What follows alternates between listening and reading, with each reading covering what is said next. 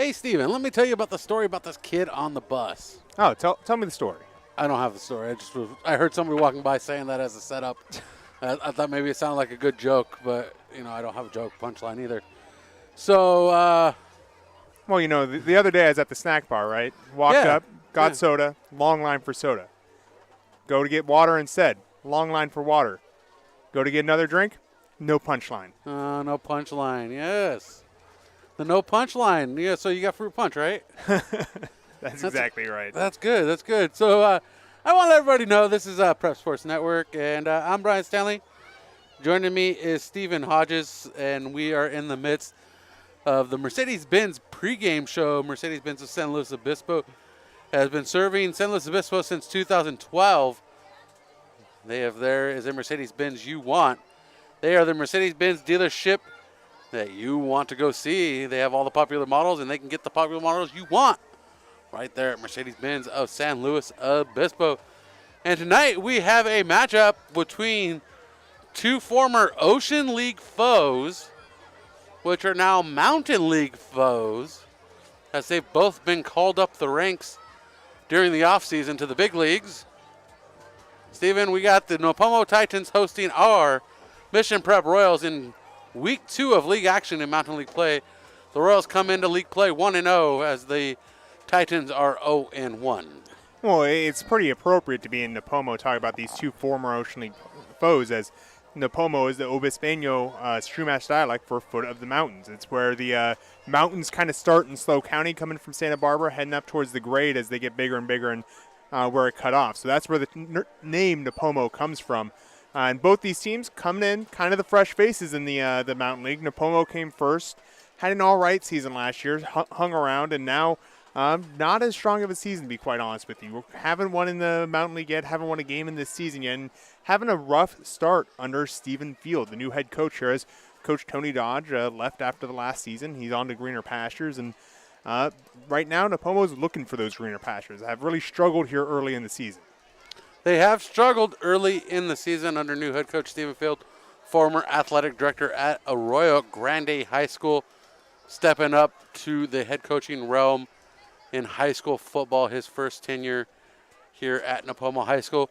Nipomo High School and Mission Prep have some common lineage through the ranks. The first head coach here at Nipomo High School in football was none other than head coach John Hitchen, who is now assistant coach under head coach David Schuster at Mission Prep, and then former assistant coach and coordinator for Tony Dodge, Eric Terry, now under the tutelage of David Schuster as well at Mission Prep in his third season as the quarterback coach.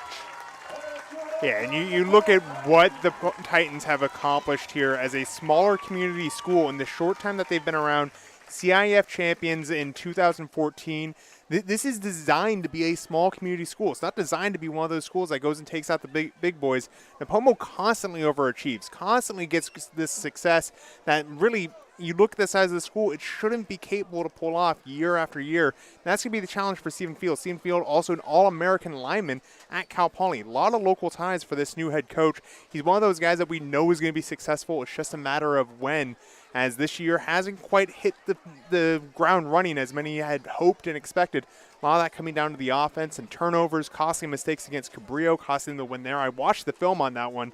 That's a game that Nipomo should have won. I mean, they only allowed 10 yards of offense and couldn't come away with the win due to points off of turnovers, just pure and simple. So this is a capable team and capable hands, and they're just waiting for the chance to get that first win of the season. And trying to get that chance, they're going to get an assist from one local student athlete who also has ties deep into the community, Lucas Alley. His father, Dave Alley at KCOY, longtime reporter here on the Central Coast. So, this game really goes beyond the field tonight. It goes on to a bigger community. And there we have Dave Alley right now getting his B-roll for tonight's game. You'll see the footage live tonight on their football recap show on KCOY. Yeah, Friday Night KEYT. Friday Night Focus. Thank you. I don't watch it because I race home to catch Friday Night SmackDown on the replay. Because I got my own interest outside of high school football. I mean, it's hard to miss the alleys on the Central Coast. One of the most genial families you're going to meet. I have not met one person who's got a bad thing to say about Dave Alley in particular, as he's the big face. But obviously, an entire family here in Nipomo, a major thing. And before we get too much further, talk about the families of Nipomo, I do want to dedicate, this is my first time broadcasting a game in Nipomo since the passing of Sandy Pua. The Pua family, very dear to me. I knew Sandy when I was working at Hancock, very close to him, as he is an O-line coach there, and his passing still affects me to this day. He's gone but not forgotten. I want to dedicate this game to him. And as like I said, huge influence on me as a person. And this game means quite a bit for me because as I'll get back to this story when we come back, because they're going to play the national anthem and we want to pay our respects to the anthem. We're going to go to commercial break. We'll be right back with more pregame show, Mercedes-Benz pregame show.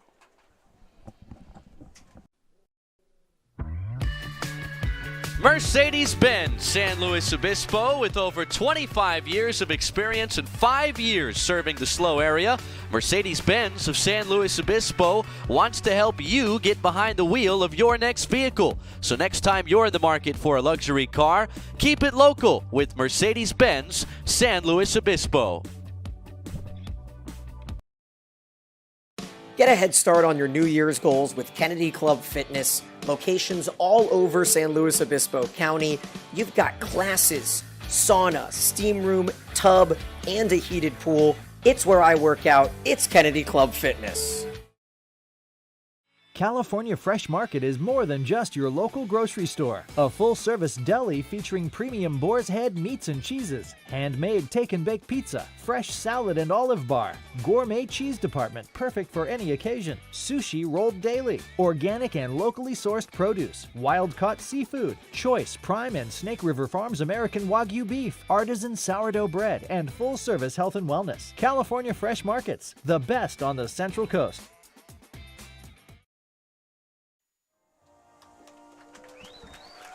And with the anthem out of the way, back to my story. This place, Nipomo High School, the Nipomo Titans. Titan Stadium serves a special place in my heart because this is where I started my broadcasting career in high school football. Was under the tutelage of Chris Sylvester, Tony Dodge, who accepted us in. And I was broadcasting from the wooded bunker we called the Shed, right where this grandstand home side press box stands.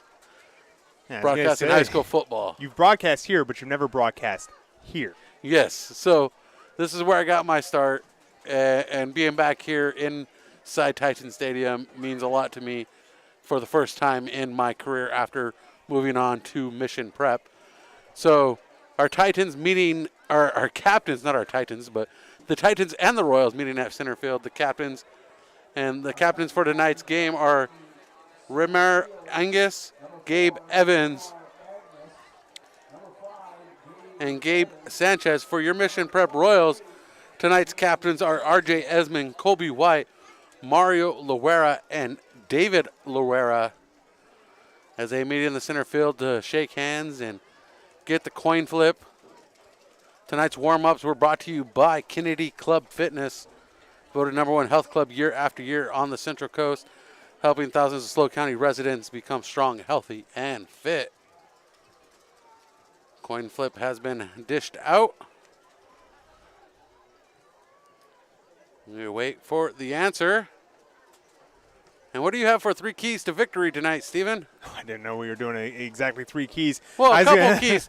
What do you have for? The keys of this game on both sides of the ball are going to come down to patience. Whoever is patient has great understanding, but one who is quick-tempered displays folly. Proverbs 14:29 brought that one in today.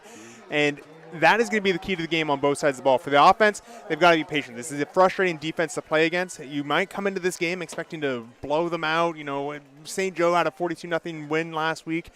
This is a team that can play defense very well. On the offense, they have to be patient. On the defense, it's going to be about the same patience. Having that patience with one another, being trustworthy on the person next to you. You've got to trust and do your role. Know exactly what your responsibility is and execute on it.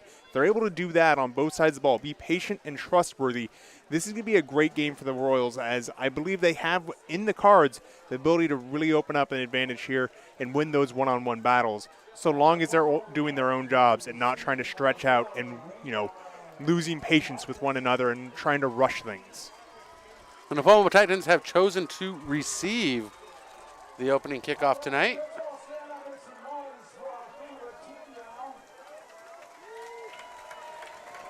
Titans having final says in the huddle.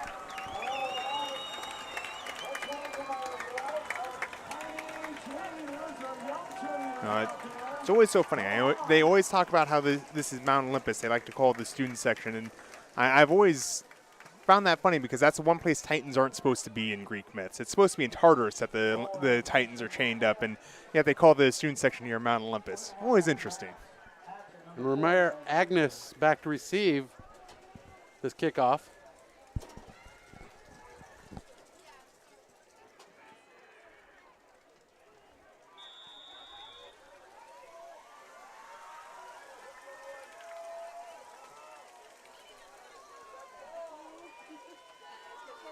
And here is the Sunday Car Wash kickoff. And it goes right by Agnes down at the 5. He picks it up, slits off to his right side, chased out of bounds for a short gain on that Sunday Car Wash kickoff. Win a free car wash for life. Visit sundaycarwash.com/sweepstakes. And here we're going to have to see the patience of this defense. Are they going to be able to play their roles, get that penetration, but not too deep? Because Nipomo's squad is filled with shifty, agile players. They're guys that might be a little bit undersized, but they can really move the ball well when it's in their hands. So that's going to be the big challenge for them. When you look at guys like Griffin Grosshart, the quarterback here, brother of Braden Grosshart, a guy you broadcast, he's someone that if you give him the chance to get the ball in his hands and move around, he will do it. Grosshart working from a shotgun position, takes the low snap, looks to his right, fires down the line. That pass complete and pulled to the turf immediately is Cole Tanner with the tackle. Cole Tanner, first tackle as a Royal, had a lot of activity as a Tascadero Greyhound. Fantastic DB. He can play that in-between role that is really sought after these days of safety, linebacker, that kind of tweener role that's not quite a nickel back. Really can come down and punish the running backs as he did there on Malachi Starr on the swing route for the running back. We can call Grosshart a true freshman quarterback playing his freshman year. You're taking a red shirt at high school. I don't know what to tell you, man. And coming to the sidelines for the Titans is individual not on my roster today. Titans take a timeout as they look confused. Ivan Castillo, I believe, was the guy coming to the sideline and you wanted to see. But it's going to be a quick timeout for the Titans as they had some personnel questions on the sideline. So we'll take a quick timeout with them. We'll be right back. Mission Prep Football coming up. California Fresh Market is more than just your local grocery store. A full-service deli featuring premium boar's head meats and cheeses, handmade take-and-bake pizza, fresh salad and olive bar, gourmet cheese department perfect for any occasion, sushi rolled daily, organic and locally sourced produce, wild-caught seafood, choice Prime and Snake River Farms American Wagyu beef, artisan sourdough bread, and full-service health and wellness. California Fresh Markets, the best on the Central Coast. Back under the lights here at Titan Stadium in Nipomo. Our score, Goose Eggs, 11:23 on the clock in the first quarter.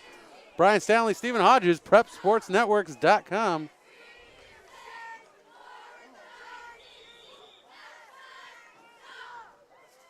Second and 13 from the 10-yard line. Grosshart takes the handoff to the back, Agnes. Agnes off to his right side. Can't make the turn around the corner. No gain. Trying to stretch that out to the outside using the sweep play. A lot of times you see the jet sweep and it gets stuck like that. And it's a good setup play. It's going to open up those run plays in the middle for guys like Malachi Starr. Malachi Starr's got 211 yards and a touchdown on the year. This has been a tough sledding offense. They haven't had a lot of success. So clearly they're trying to get the defensive ends and linebackers to spread out a little bit. But on third and long, that's not going to get them very much, as this is clearly a passing situation for the freshman quarterback. Working from a shotgun, wearing number 18, the number his brother wore in this program. Pass complete. And quickly brought to the ground outside the numbers is Juan Zarate, the 6'11 sophomore. Or excuse me, 6'1 sophomore. And Mario Loera and Cole Tanner on the tackle there. And it looks like Cole Tanner is going to get some offensive stats here early, potentially, going back to return the ball. Of course, as a Greyhound, he is probably most noted for his prowess as a running back, just because people tend to like offensive numbers more than defensive numbers, but equally capable on both sides of the ball is Cole Tanner. Substituting in for Luke Terry, who was the returner the first couple weeks of the season. Cole Tanner takes the return at the 42. He's got some room right up the middle. One man to beat. And touchdown. Mission Prep Royals. Welcome to the team, buddy. Cole Tanner making a big impact on his first drive as a Royal, and it's not often you see guys do that on the defensive side of the ball and special teams, but here Cole Tanner making an impact with a tackle and a half on his first drive and then returning the punt for a touchdown. Cole Tanner, a transfer in from Atascadero, had to wait out due to those transfer rules from CIF, and he finally gets to see the field of play and makes an immediate impact on the field. Cole Tanner, what a player. A 42-yard punt return for the touchdown, a KD Capital touchdown located in beautiful Paso Robles. KD Capital Mortgage is committed to helping you find the right mortgage for your needs. Wow, what a start that was for the Royals. Getting a touchdown off special teams is always special. I was expecting to see Cole Tanner kind of mix in and kind of give Drew Harrigan a little bit of help, as Harrigan's already at 81 carries early in this season. But Cole Tanner finding other ways to chip in touchdowns, as that is a quick score for the Royals. So after a 42-yard return, our score 7-0. Mission Prep leads in this Mountain League Conference competition. We'll be right back. At KD Capital Mortgage, we know that your home is much more than four walls and a roof. Your home is where dreams are born and memories are made. That's why whether you're looking to refinance your current home, purchasing your dream home, or buying an investment property, our goal is to help you take advantage of today's historically low rates and make sure you find the right loan to match your specific needs. So whatever your mortgage needs may be, the perfect loan is waiting for you, and KD Capital is here to help. Please give us a call at 805-226-5550, a proud partner of the Mission Prep Royals. Our score 7-0. The Royals lead the Titans. And we're getting ready for another Sunday Car Wash kickoff. And here's the Sunday Car Wash kickoff.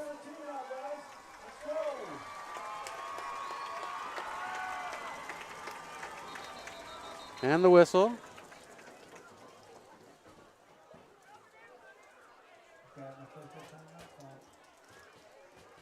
Must be an equipment malfunction there for Tyler Garrett as they whistled him off. Maybe a towel or knee pad missing. Not a penalty, though. And Aiden Dolan coming back in for the substitution. And here's the Sunday Car Wash kickoff. Max Hanchett.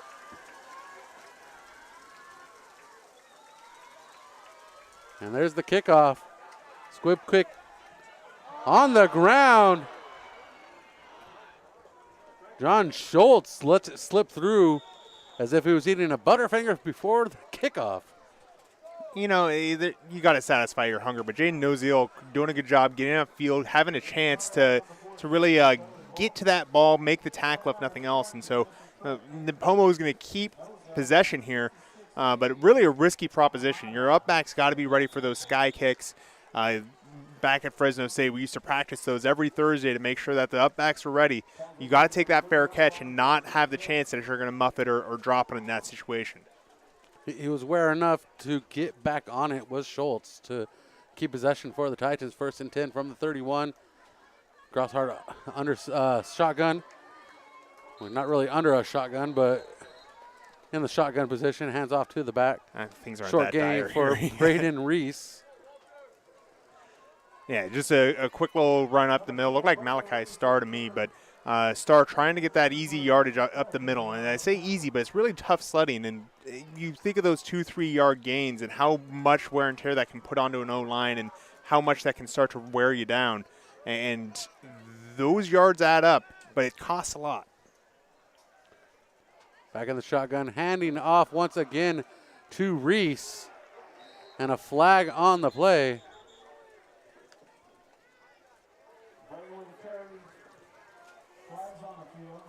Holding on the offense. That's a 10-yard penalty from the spot of the foul. It looks like at the original down marker. So I wasn't at the game last week when you guys were at San Ynez. I was out of state, out of mind. But you were watching the game. I was watching the game. I was having a good time in my hotel in South Dakota until the Wi-Fi cut out. So didn't get to catch the fourth quarter, but I caught this middle sections pretty well. And this size advantage that Mission has is really starting to echo more and more through league. Nipomo is going to have to use some angled blocking. You can't just do that zone one-on-one style block. They're going to have to get some good use out of the double team up front if they want to get those running lanes that they're going to rely on through this game. I don't know. That center looks pretty hefty for the Titans as the rush is brought in from Loera. And the sack. Gabe Rodriguez with the sack. He might split that with Mario Loera, but Gabe Rodriguez, perfection in pursuit, just got back there and got to Grosshart and took him down. That is a tough situation for the quarterback. Had two gentlemen larger than him that he couldn't throw over, couldn't get the ball out of bounds, and so he just had to take the sack on a long sack. That's a tough learning situation for a freshman quarterback. There's not a lot that can be taken out of, but a lot of eyes are on you, and so he's got to learn to balance that. It's a tough skill as a freshman. Grosshart steps back into the shotgun from under center. Takes a snap, hands off to his back once again. Trying to break his way through the line is Reese, and Reese with a short gain to bring up fourth down, which brings the Titans a little bit further away from their own end zone in case you get a bad snap. Well, and that was a good situation because that's where Coach Stephen Fields likely going to look and say, hey, I've got to talk to my O-line. I got to talk to my quarterback and say exactly what's going wrong here, because there are things that are happening, and it's going to end up weighing on Grosshart, but it shouldn't. And so it's got to be a great situation to talk. You don't want to throw it up in there. Punt off. Good direction. This time, Tanner lets it slip away. Picks it up on the run, shakes one tackle, but does not shake the second. Down at the 41 of the Titans. 1st and 10 for the Royals with 7:19 on the clock. 7-0 is our score following a 42-yard return for Cole Tanner. And this is the first chance we're going to get to look at the offense as we're halfway through the first quarter. Do that Cole Tanner return touchdown if you missed it earlier. Fantastic return effort there. So it'll be interesting to see how the offense approaches this game. This is a game that they could win up front. They could use their wide receiver speed and size. There's a lot of different ways the coaching staff could approach this, but Nipomo is a formidable defense. I don't think it's going to be as easy as it looks on paper.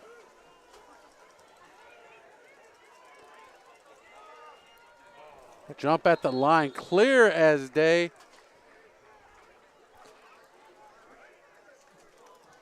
Interesting. Keep an eye on the right side of the line there. Luke Terry and J.J. Howard were lined up with only one corner to their side. They had a safety edged over as well, but there's nothing at the line of scrimmage to prevent Luke Terry from getting a quick pass, something like that. So a lot of room for the wide receivers, as it looks like they're getting the same look on. Never mind. We're going to see Marcus Serena come over to cover. Titans make the adjustment on this one following the penalty. And a screen pass to Howard. Howard breaks the tackle, but then quickly hits the turf. He's down at the 48. Nice little screen, getting the screen from Terry. And that's the exact type of call you'd make in that situation. You see two wide receivers with only one defender on the line, while you're going to have one block for the other and get the other one upfield. The Titans made the adjustment and slowed him down. Still a decent gain, 4 yards on the pass play, but not enough for the first down.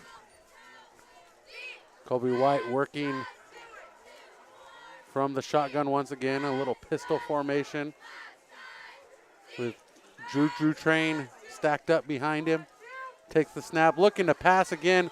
Passes over to his left. That pass complete. And Terry gets taken to the turf for the first down, and that is a Mountain Air first down. Check them out, 667 Marsh Street, downtown San Luis Obispo. So, yeah, keep an eye on the nickelback kind of joker position. Every defense has its own name for it. That guy that's going to be halfway between a defensive back and a linebacker when the Royals are in this spread formation. If they're looking inside, this is a great situation for the Royals to pass, and that's exactly what happened there. It was just a simple route by Terry, got open because Sarno was looking inside and then had to bail to the route. Jaden Oziel lined up at the outside receiver. Pass out of the backfield to the Juju train. Drew Harrigan breaks one tackle, breaks two, spins out of a third, and he gets enough for a Mountainair first down as he's down inside the 30-yard line of the Nipomo Titans. Give the wide receiver core some credit there. Good downfield blocking on the swing pass. That's a spot where not a lot of wide receivers want to stay physical past the point of contact.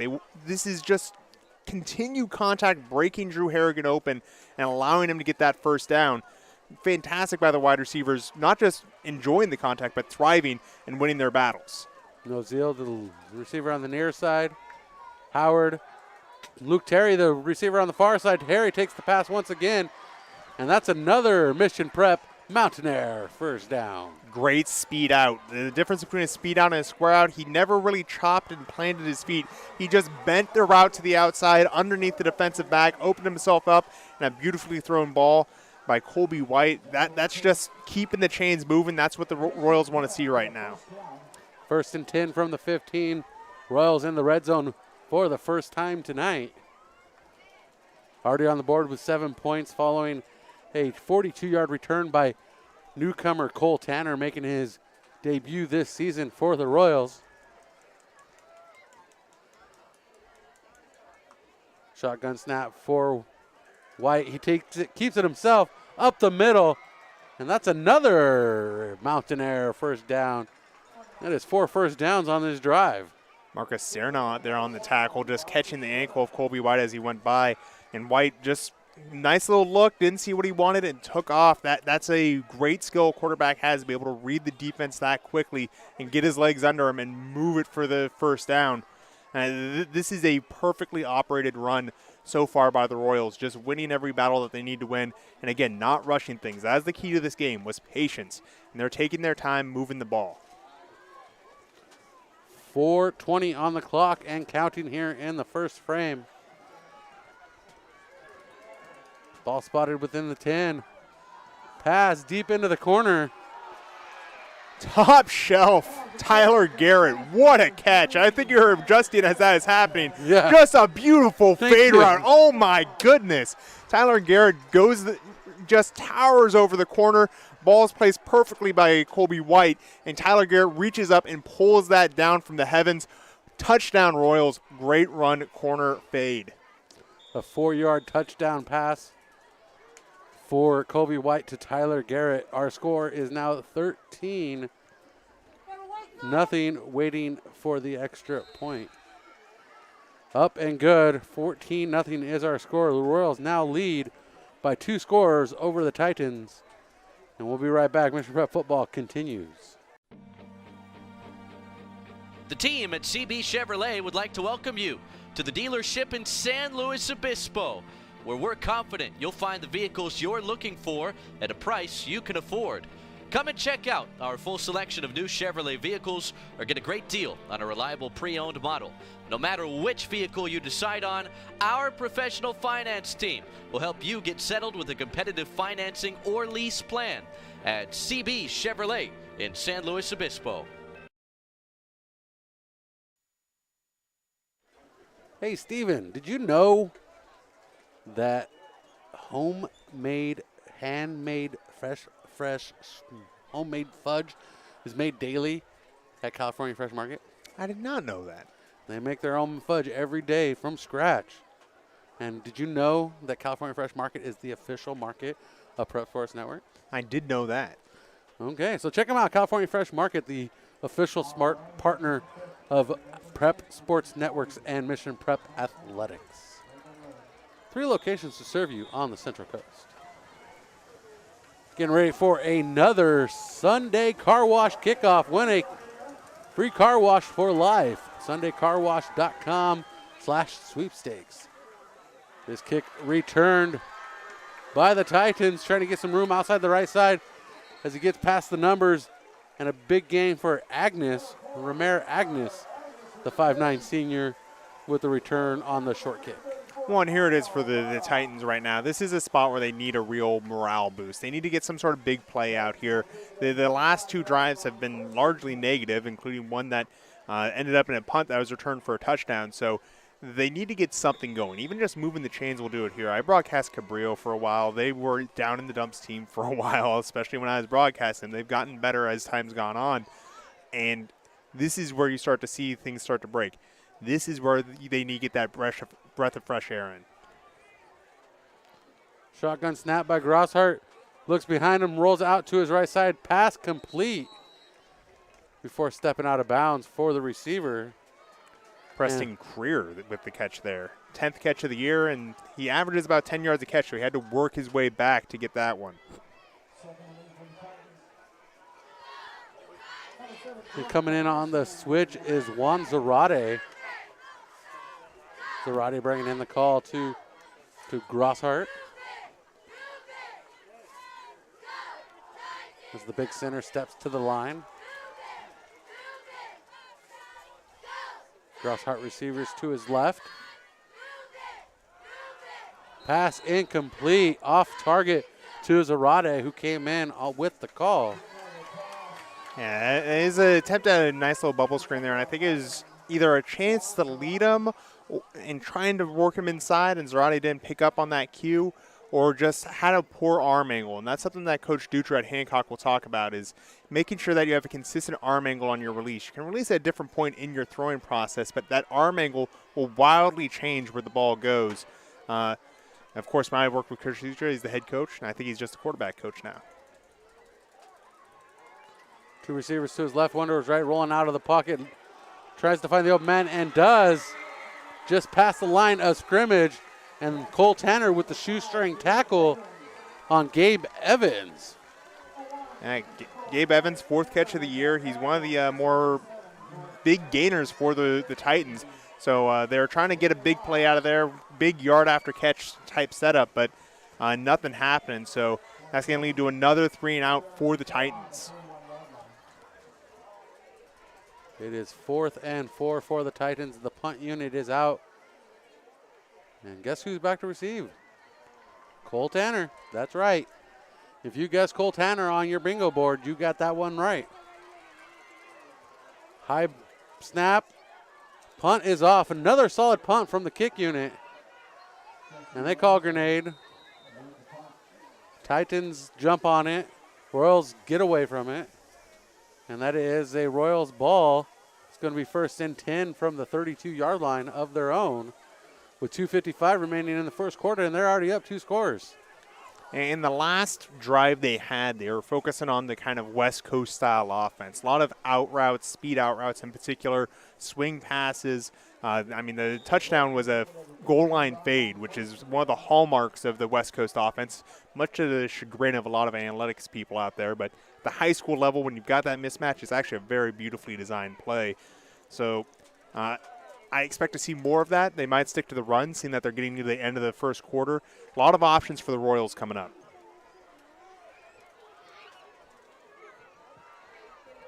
White working from the shotgun once again. Takes a snap, looks off to his left. Pass complete to Tyler Garrett, and he breaks loose for it in 1st down and gets out at near the 50-yard line as he collects that Mountain Air 1st down. And I want to jump in real quick and say that Armand Clayton's auntie's tuning in. Bonnie Doherty's chimed in saying, rooting on Armand Clayton. Oh, good for her. Love having people in the chat. Interesting thing about that passing route there for Tyler Garrett. He lined up from the tight end position and just ran an arrow route. He's been out in the wide split quite a bit, so to see him start at the line of scrimmage, a bit of a different look. Working from 1st down, throws out of the backfield to Drew Harrigan. Harrigan just drops the shoulder, delivers the hit. And collecting it is Ian Anchorman. Well, I tell you what, you keep calling him the Drew train, the runaway freight train, as I like to call him, and you see why right there. He just carries a lot of weight behind his shoulder pads, runs behind them very well. And, there's a lot of talk about labor in the railroad industry. Drew Harrigan's willing to put in the hard work time in, time out. What a play right there. He did that last week against San Ynez, collecting his first 200-yard game of his career. going back all the way to the days. Deep pass off to the left side. A shallow pass actually to Tyler Garrett. And he's trying to get to the first down. He might have come up just a half yard short there. But coach was saying that they go back 3, 4, 5, 6 running backs that have had 200-yard games. Yeah, I mean, you look at the different running backs that have come through, especially under Coach Schuster. They've got a lot of guys that have had fantastic seasons. Jack Susank last year, Brian Kowal before that. I mean, you go all the way back, Patrick Laird, yes, which was another regime. But, you know, this is a storied running back program. If they produce one thing here at Mission Prep, it's running backs, and there's no shortage. Dalton Strauss was in that mix. Dalton Strauss, Andrew Abada. I mean, there's a lot of good players that have played that position here. Low snaps, hands off to Drew Harrigan, and he comes up short on third down. And the tackle handed out to Braden Reese. Just short, and I can't think of many games where that's happened, where they've been able to stop Drew Harrigan short. Going back to last year, normally you need that 1 yard. He's a guy you can rely on for that. Something that, watching poly games, they don't have right now. So I can tell you what a luxury it is to be able to say, yeah, 1 yard, we'll pick that up, no problem. So having him get stopped there is a bit of a shock. But again, this is what makes the Nipomo Titans a special team. Their defense plays amazingly well despite being undersized in some categories. And the confidence in the offensive line and the quarterback shows as they are still on the field. Drew Harrigan, enough for the first down. Finds some open field. He's at the 20, the 15, the 10, 5. Touchdown, Royals. 43-yard touchdown run on fourth down for Drew Train. Drew Harrigan. And the flood of white just breaking through that maroon dam built in front of them and opening up a beautiful hole for Drew Harrigan to run through. That's the rescue run when you hear, play the sticks, play the sticks. Well, when the sticks are 1 yard away and you're packing everyone near the line of scrimmage like that, 1 or 2 blocks up front makes the difference. And I think it is R.J. Esmond that sprung Drew Harrigan there for a huge run, just caved in his side of the line and opened up nothing but green pastures for the runaway freight train, Drew Harrigan. And Harrigan now with his first score of the game as we await the extra point. The holder tonight is Colby White. And Gage Cheney in for the extra point.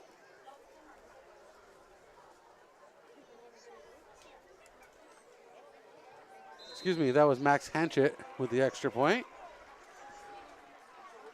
Up and good, and we are up to a 3-point lead, a 3-score lead, for the Mission Prep Royals with 2.7 seconds on the scoreboard here in the first quarter. Yeah, so it looks like Nipomo is going to be getting the ball back here on the kickoff. Maybe not much more than that for the first quarter, so we'll be flipping the field, and then it'll be a good chance for the Titans to have an extended talk about what they expect out of this next drive. Royals on the sideline preparing for the kickoff, the Sunday car wash kickoff. And I want to remind you that Papa Thai Cafe is a proud supporter of Mission Prep football and is an authentic Thai cuisine that brings you your dining or takeout order to the upper echelon. I struggle to read that every time, so I want to try it one more time because I'm going to get this right by the end of the season. Papa Thai Cafe is an authentic Thai cuisine that brings your dining or takeout order to the upper echelon. You know what? I got it right that time. There we go. Check out Papa Thai Cafe in San Luis Obispo. I was going to say, it wouldn't take you many more times. I believe in you. You got this. Echelon's a weird word, though. That's what throws me off is when I get to the echelon part. I'm just like, oh. This food experience is at that echelon, though, so. It leaves me tongue-tied. And that kick is brought in at the 18-yard line, up the sideline of the Titans, that is.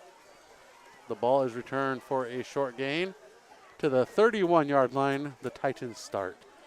And we have a new quarter coming up, so we're going to go ahead and take this break as we have Goose Aids on the time clock. We'll be right back. Papa Thai Cafe, presenter, sponsor. And Mission Prep Football was also presented by, forgot to mention, by Via Automotive. Feel like eating out, maybe ordering in? Why not try Papa's Thai Cafe, proud sponsor of Mission Prep High School football. Located right downtown off Monterey and Johnson, Open Tuesday to Sunday, Papa Tai's Cafe. Mercedes-Benz San Luis Obispo, with over 25 years of experience and 5 years serving the SLO area, Mercedes-Benz of San Luis Obispo wants to help you get behind the wheel of your next vehicle. So next time you're in the market for a luxury car, keep it local with Mercedes-Benz San Luis Obispo.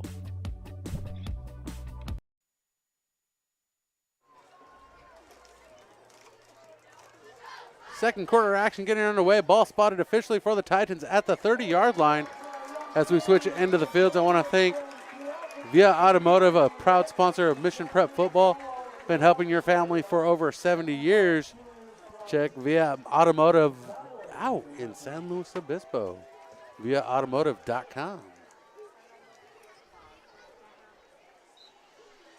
Yeah, so already a quick play there by Malachi Starr, getting a short gain on first down. They're going to need to get more. That's been the question all season for the Titans, has been how do they get more out of this offense? The defense has been stout, has kept them in a lot of games. In fact, the offense has even been fine in some games, and it's been turnovers that have cost them. So how do they stitch it together on offense? And this is going to be their fourth time out.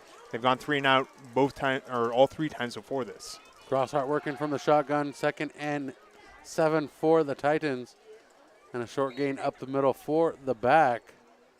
Malachi Starr once again carrying the ball for the Titans. You know, you talk about the legacy of the Royals as we went into the break there with all the different running backs that have come through. This school here in Nipomo is not that old. It's 2008, I believe, was the first graduating class. They've already had 2 major pros. You have the real deal, Jeff McNeil, out there with the Mets. And you had Akeem King, who played for a number of teams, including the Seahawks the Falcons that went to the Super Bowl against the Patriots. And he went to San Jose State. He did. No one's perfect. That pass intercepted by J.J. Howard. Jamar Howard going the other way. And that's going to be another Mission Prep Royals touchdown. And that is a 50-yard touchdown return for J.J. Howard. Fantastic balance there shown by J.J. Howard. Make sure that only his hands touch the ground. If a knee and elbow, anything like that had hit as he caught that ball, he would have been down and it would have been a Royals ball anyway. But he catches the ball, gets his balance, and gets upfield with such speed. And we've seen that speed of J.J. Howard so many times this season, and it leads to another touchdown for normally the wide receiver here playing defensive back and showing his hands off once again. What a play by Howard. Max Hanchett with the extra point. And he is 4 for 4 tonight. And our score is 28-0 with 10:28 on the clock. Royals up now by 4 scores as we just opened the second quarter against the Nipomo Titans here at Titan Stadium. Yeah, and right now the Titans are in regroup mode, and it keeps on being regroup mode until they break out of this shell. And the thing that they've got to avoid doing is pointing fingers. So you've got a true freshman at quarterback, again, as if there's a red shirt in high school. And you've got to build that confidence among one another. You've got to be able to do your own job before you can turn and start saying anything about someone else's. So that's where this team is right now. It's a new coach. They're still figuring things out, and they've had some very frustrating games. You look at the tape, in particular that Cabrillo game, where Cabrillo had barely any offense in that game. We're talking specks, barely showing up on the stat sheet, rounding errors. And yet the Titans fell 13-7 in that game. So those are the types of games that you need to be able to bounce back from that the Titans have yet to be able to do in this game, getting out of hand quickly. Max Hanchett getting ready for the kickoff. Want to listen and thank our viewers, those who've chimed in on the chat, Bonnie Doherty and Marcy Dolan, the faithful internet producer, always letting us know if we have a problem. We do appreciate you, Marcy.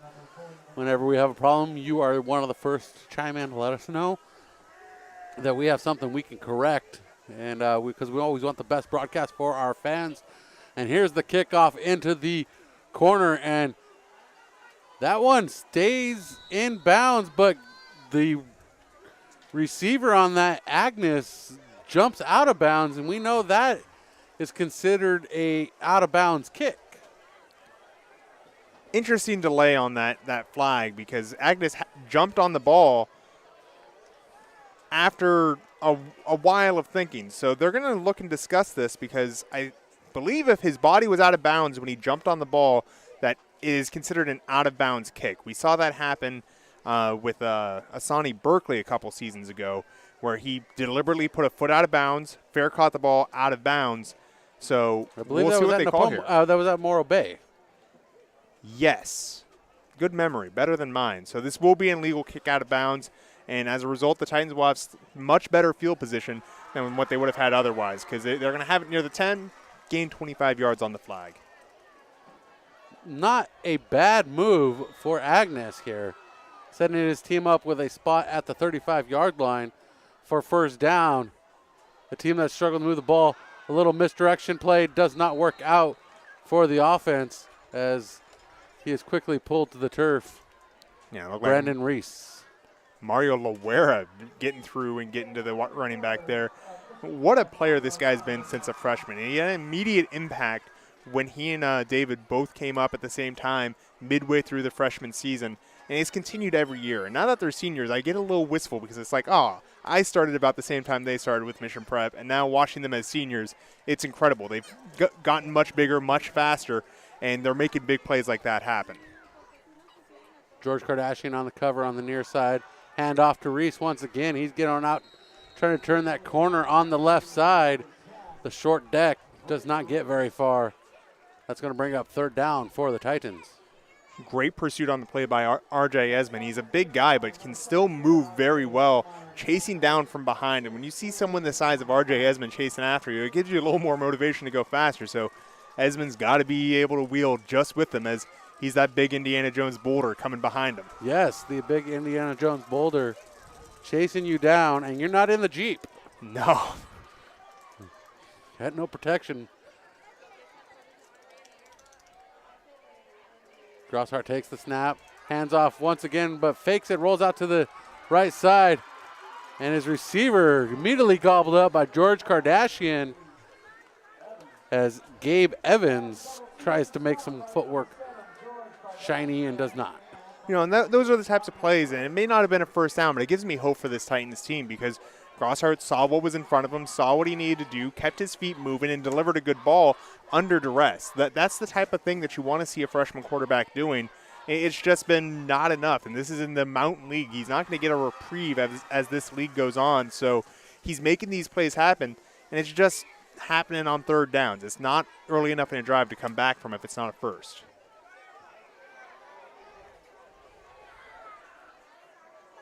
And the Royals are going to let this one roll away. Cole Tanner stays far enough away, and that was booted away by the kicker. I don't have a 19 on my roster. Do you?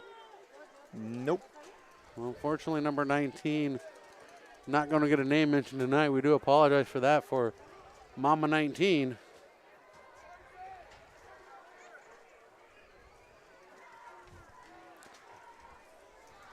Could be Jesse Rocha in a new jersey. Perhaps something happened in the number 30 jersey because he's the only gentleman that has punting stats on the season so far. So could just be Rocha in a different jersey. Like they did last week with David Loera, moving him to number 50. So we'll go with Rocha on that one. Make sure we get a name out there for Jesse Rocha. And he has been a pretty good punter, living up to the stats that he's delivered. Pass out to the right side for White to Tyler Garrett. Coming up short of the first down, but a good chunk of yardage gets him close to the sticks. Just a naked screen, and normally you gain the yardage off of the defensive backs playing off of the line of scrimmage on that sort of play. Here, Tyler Garrett gets the ball in his hands and just drags the defensive back for a few yards and gains a good set of yards, but is actually covered pretty well by the Titans. 2nd and 3 for the Titans. White now under center. Deep pass into the left side, fires it like a cannon and tripped up was J.J. Howard. No flags. Howard's like, hey, no, he tripped me. That was an 11-on-11 crime with no penalty. And Juan Zarate. Yeah, I'm going to go ahead and disagree with JJ there. It looked like it was a good ball with both players playing the ball, and they just got their legs tangled up, unfortunately. But good coverage there. I think it was actually Agnes on the corner heading down there with Howard, and they got their legs tangled up. And Agnes had the inside lane to the ball, was reading the play correctly, and JJ just not able to regain that leverage. White under center, J.J. Howard, their single receiver on the left side, hands it off to the single back of wearing number 1, Cole Tanner. Cole Tanner's already hit the scoreboard today, and as I said, I expected him to get some of those reps back from Drew Harrigan. Now that Cole Tanner's through that transfer protocol with the Greyhounds, he had 91 rushing attempts last season for 568 yards, good for 6.2 yards per carry and 3 touchdowns on an offense that struggled. So it'll be interesting to see him adapt to the system as a senior. This is going to be the only year he's going to have with the Royals. Not going to have a lot of chances to really get adapted, and he's going to have to hit the ground running, as we see here, doing quite well. That was a Mountain Air first down. Check him out, 667 Marsh Street, from the Narvis to the experienced outdoorsman. Pressure from the defense. Cole Tanner once again takes this one with a flag in the backfield. Tanner's off to the races, and he's brought to the turf at the 40-yard line in Titans territory. But we got Laundry in the backfield still. And it looks like there's going to be a discussion here. They're already coming back with it, so we'll keep a tracking shot here on the white hat, the head referee, as he's going to have a discussion with someone. I think they're going to confirm, yeah, it's going to be holding against the Royals, so they're going to go ahead and reset this. But good showing of what Cole Tanner's capable of. If you missed that Ocean League game last year between the Royals and the Greyhounds, you would have seen Cole Tanner just absolutely dynamic athlete. Has the ability to get agile, get to the hole, and get upfield. He's got a lot of speed and acceleration in his legs, where you've got Drew Harrigan, who's very much a first-gear running back. He'd be that power back that's going to run behind his pads, bowl people over. Cole Tanner is going to give you that electricity in the backfield. That's going to give you that speed back kind of look. But he's got the size of a power back, especially at the high school level, to really make some big things happen at the line of scrimmage. Our score 28-0, 6:30 on the clock. We're in the second quarter. Titan Stadium, Royals versus the Titans. White rolling out of the pocket. Pressure, escapes the sack, does not escape the second attempt. And the ball does come loose. I think it's whistled dead, and give the sack to Austin Music. And yeah, that was close. The ball was down by his hip. That's not where you want to have it as a quarterback. He's going to make a third and very long, as this is a very big negative play. That could have been a turnover very quickly, as this is a turnover-hungry defense, a defense that loves getting strip sacks, defense that loves making interceptions. This is a tough down for the Royals right now. It is 3rd and 27, if my math is correct. 3rd and an eternity for the Royals here. Coaches always have something in the playbook, though. Yeah, it's called a prayer. And a flag. You flip to your hymnal in this situation. It's going to be a delay game and make it 3rd and 32. 3rd and 32. Is this not where you pull out the Hail Mary? Yeah, I mean, like I said, you flip to the hymnal. I mean, it is coined at Notre Dame, so as long as you're going with the Catholic school reference, it's about as good as you can get. 3rd and 32, shotgun position for Kobe White. He's definitely going to throw this one. This is a short one to Cole Tanner. They're going to let him do his footwork. Shakes one tackle, does not shake the second as he runs right into it, gets back near the original line of scrimmage for a gain. We're going to say that was a gain of about 15. About 10. Big pickup on a screenplay either way, and that's going to 15. We'll go 15. I thought that was third down. I thought that was 3rd down, yes. I must have missed something, because they've got 3 on the box, and they're coming out to go for this, and I don't think you go for it here. 2nd down was the penalty that pushed them back, and then another penalty. That was 2nd down. Oh, yeah, holding wiped out that one play. You're right. So we're off. Now it's 3rd down. And, flag on the play. Big hit. Delivered by the Titans. Recent on that hit. As music was too. It looked like Gabriel Sanchez as well, sandwiching with music there. And Gabriel Sanchez, someone that's more typically a running back, but he's making the big plays here happen here on defense. And that's going to bring up a 4th down as Clear declined the holding call that was coming against the Royals after that one. So clear punting situation going to happen for Mission. Was not a sack as he gained a yard on the carry. Kobe White did. And bad snap for the kicker, Gage Cheney. And this one's turned into a mayhem situation. We do have a flag on the field at the 13-yard line. And it's indicated against the Royals.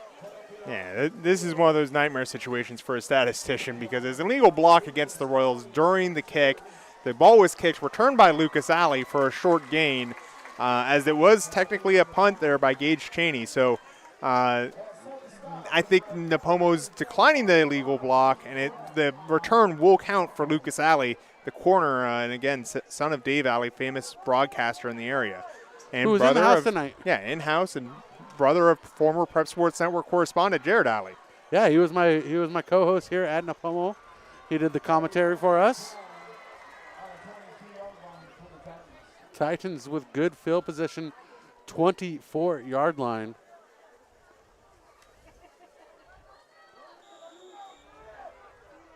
Yeah, first time they've been in Royals territory tonight.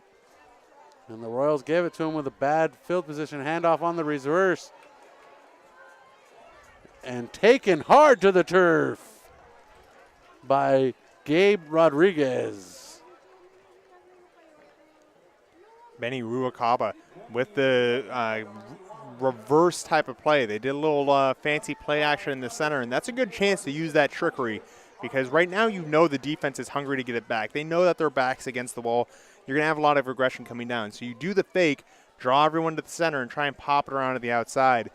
But Gabe Rodriguez sticking to his assignments, keeping that contained, not letting anything around the outside, and nothing there for Benny Ruacaba.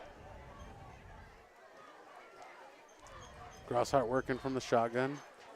Hands this one off to the back. And going nowhere quickly was Malachi Starr. Gabe Amata with the tackle there. Another Royal that's coming in.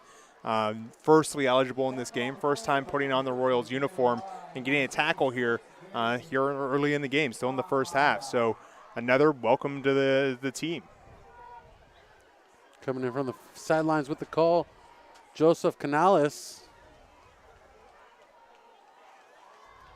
As John Schultz checks out. The big center stepping to the line, Ivan Castillo. 2 receivers to his right, 1 to his left, 2 backs in the backfield with him. Grosshart steps back to throw this one. The pressure's on. That ball was tipped. And the back comes up with it. And Gabe Evans pulls that one in.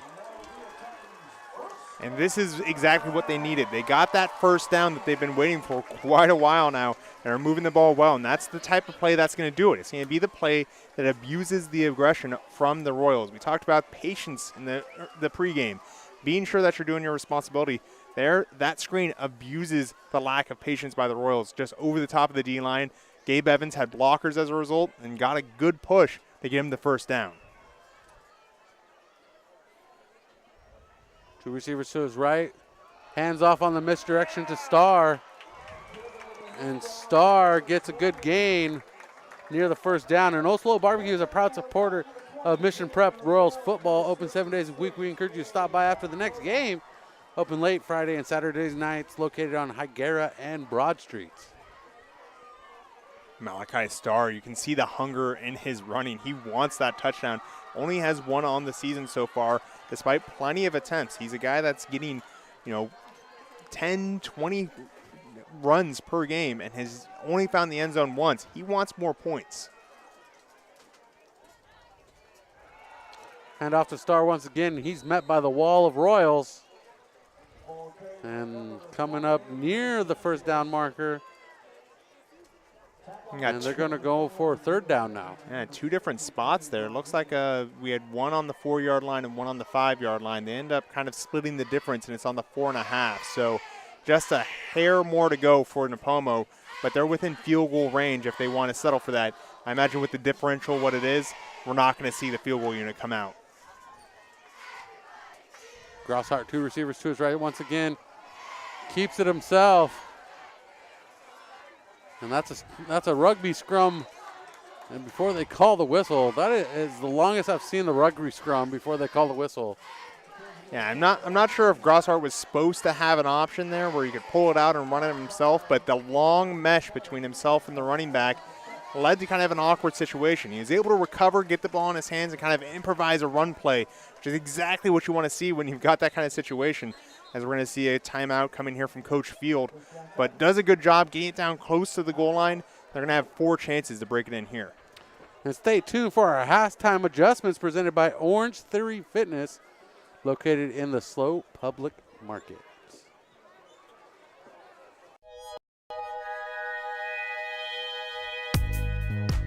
Orange Theory Fitness in the Slow Public Market is the smartest workout for more results. It only takes a minute inside our studio to understand it's not a competition, it's a community. Together, we're working toward a better version of ourselves to live a longer, more vibrant life. Orange Theory Fitness. Sign up the next time you stop by the Slow Public Market. Proud supporters of Mission Prep Football. And Stephen, I want you to know something. We are officially international stars. International stars. We have Jordan Harrigan tuning in right now from England. Impressive. It's late out, or is it early? It's an 8-hour difference, I think. It's an 8-hour difference it's early out there. In the UK. And they're watching right now, having a party with 40.8 seconds left to go on the game clock. The Titans trying to punch it in. And they do. The home crowd erupts with excitement. And a 3-yard gain for the touchdown. It's Gabe Evans, his 2nd touchdown of the year, and he does exactly what you want to do down by that goal line situation. Trust your O-line. Watch them all pinch together and get behind them. Find the biggest mismatch, and that's your path to the end zone. It's exactly what Gabe Evans does there. He's grabbed, he's torn, and all of that on his way in there. But by staying behind his O-line, the defense didn't have a chance to slow him down. Gabe Evans, big touchdown for the Titans. And the extra point is blocked. So that doesn't help the chances much, as it's still a 4-score game, because it's 28-6. Titans lead the Royals. The Royals lead the Titans. Excuse me. I just went into La La Land. Forgive me. It's also a 3-score game, but yes. Well, I'm going 4-score because it's actually, 3 touchdowns plus 1. I know it's an extra point. So in the game of football, when you score a touchdown, you have a choice between a kicking point after touch. I know. And I'm making up my own rules as we go, okay? All right. And I want to thank Via Automotive, been serving your family for over 70 years, a proud supporter of Mission Prep Football. Check them out, viaautomotive.com, to get all your vehicle service. They can take care of all your vehicle service needs. And I also want to thank our proud sponsor, presenting sponsor, Hyundai of San Luis Obispo. They're the dealership where you'll find solid selection of new Hyundais for sale. We are very proud of their pre-owned selection as well. They're a proud supporter of Mission Prep Athletics, and they are one of our presenting sponsors, so we want to thank them as well. Well, right now we're going to see a chance for the Mission Prep Royals offense to come back on the field. If anything, it's been a while. They've had a score off special teams, a score off the defense, and the last time they were out, they actually got stopped. So there's a lot to look forward to for the Royals here. They've got to dust themselves off. And Howard with the return on this one, out across the 30, out across the 40, the 50. He's got some room in front of him now, the 40, the 30, the 20, the 10, and that is a touchdown. Mission Prep Royals. And just like that, the Royals answer back. And we're going to say that's like an 82-yard return. Yeah, we're not going to see the offense. I lied. I'm a liar. I'm going to stand up and tell you all that right now. What about an 82-yard return? What a return by Jamar Howard. We talked about it on his interception, the way that he's able to balance and use his speed to make holes happen. And there he just kept his feet behind him, and he curved his way through those holes. It's something you don't talk about a lot is the balance of a runner. His ability to change directions at full speed is really admirable, and it's something that's getting him looks at the higher level, particularly at basketball, is his ability to be agile and use that balance at speed. And that gets a huge return for him as there's a penalty on the PAT. I just want to let you know, Stephen, that I'm like a groundhog. I'm a prognosticator. Okay. I saw the touchdown coming. Okay. So I said 4 touchdowns. Okay. And the love. 4 touchdowns for the 5th touchdown of the game? Well, I said it was a 4-score lead. Oh, okay, yeah. And you told me no, and now it's a 4-score Now it's lead. a 4. Okay, yes. Now I see where I'm picking up what you're putting down now. Yeah. I'm not a groundhog. I don't go to the ground that easily. No. I got to keep it low profile. Max Hanchett with his 2nd attempt on this extra point. So he is 5 for 5, or 6 for 6 if you want to count the one that was just called off. And wow, can I just say the love keeps pouring in, Stephen? Here, let's as they reset here, we're just gonna go through this. Thank you from Nipomo. Your broadcast is much better than ours. Wow. We thank you. I appreciate all the people here in Nipomo, but I'm sure that they're doing wonderful on their side of things with NFHS. But we appreciate you tuning in, as I would agree. And Josh wants to thank us. He's happy that he gets to watch every game from home. Josh Schuster. He loves the work we do. We do great work. So we appreciate you, Josh. You're one of our faithful. And I look forward to you tuning in every game. Sue Moore chiming in as well. Her nephew is J.J. Howard, so we do want to give you a shout out. So this is a fun game.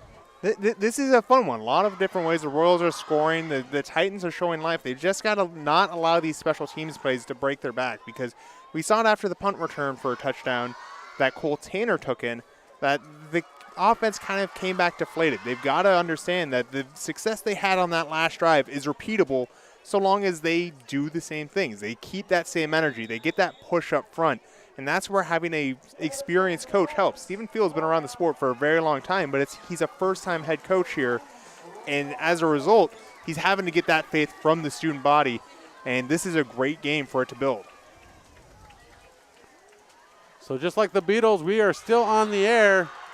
And our music's still going strong. Here's the return up the sideline of the Nipomo Titans. And a good gain for Agnes. We're international superstars now. We're going across the pond. It's the U.S. invasion of the U.K. Yeah, I mean, it's been a dark time in the UK, and I'm glad, because we haven't had any football games canceled due to, mourning periods or anything like that. So we lucked out in that regard, and we didn't have across the pond in that. But I'll tell you what, Agnes carrying across that energy. We talked about trying to keep the energy up. Special teams is where a lot of that comes from. Good return there by the Titan. And that kickoff brought to you by Sunday Car Wash. Get a free car wash for life into the sweepstakes. SundayCarWash.com/sweepstakes. Handoff up the middle from Grosshart. Short gain for Starr. Malachi Starr taking over the primary duties right now from Braden Reese, who've been switching back and forth. And that is halftime now. And so we're going to go ahead and take a break here real quick. Go ahead, Steven. Yeah, I was just going to say, let me just shout out the Gabes right there. Gabe Amata and Gabe Rodriguez winning their battles up front to end the first half of action. Beautiful play by the D-line right there. Just want to give the big guys a shout out, because they don't always get the stats, but they're making big things happen up front. Making big things happen up front. And our score going into the break is 35-16. And a quick recap how we got there. First quarter score starting out with Cole Tanner, a 42-yard punt return following the first possession from the Nipomo Titans. And then White connected with Tyler Garrett for a 4-yard touchdown. Now we're at 14-0. And then Harrigan with a breaking off a 43-yard run up the middle, 21-0 Royals. And then J.J. Howard with a 50-yard interception return, 28-0. And then Evans finally gets on the board for the Titans with 36 seconds left with a 3-yard run. It's 28-6 following the mixed extra point. And then J.J. Howard's like, you know what? The new guy can't get the only return here today. So I'm going to break one off right now following a touchdown because we want to have a 4-score lead going in the break. And J.J. Howard, we guessed it at 82 miles an hour, 82 yards, something like that. He went to town, and he went to work, and that's where we're at. 35-6 is our score here from Titan Stadium. And we'll be right back with a recap of the first half. Family is ingrained in the core values of Mission Prep. So when picking cars, why not stay with family? And that means Hyundai San Luis Obispo. Yup, Hyundai Slow, located right on Auto Parkway off of Los Osos Valley Road, keeps it in the family with the Mission Prep familiarity involved. So go check out Hyundai Slow today for quality vehicles, a friendly team, and professional service at every step of the way. And tell them the Royals sent you. If ever I would leave you, it wouldn't be in summer. We'll never leave you either, especially not in summer. Hi, this is John Villa, and that's my son Tom singing. The average age of the car on the road today is at least 12 years old. The older the car, the more TLC it requires, especially during summer. So now's the time to come in for a free battery and alternator check at Via Automotive. The summer heat can be brutal on your car's electrical system, so let us make sure everything is working right. If you do need service, remember that our technicians are iCar and ASC certified, which means they know your car from bumper to bumper.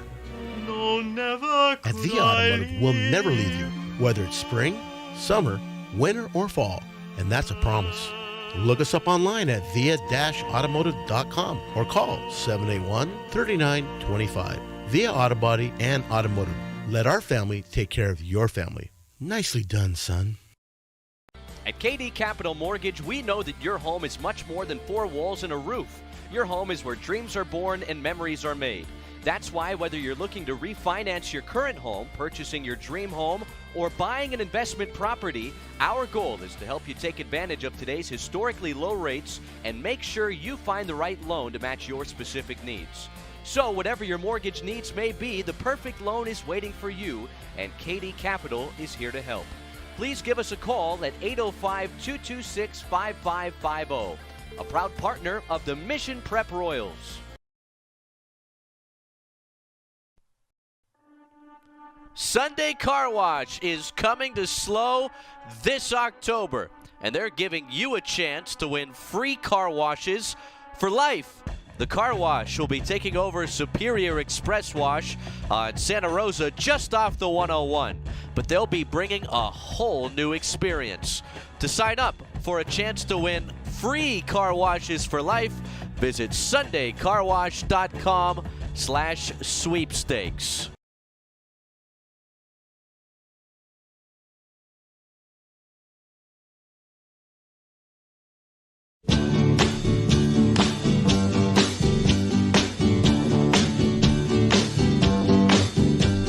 Sugar,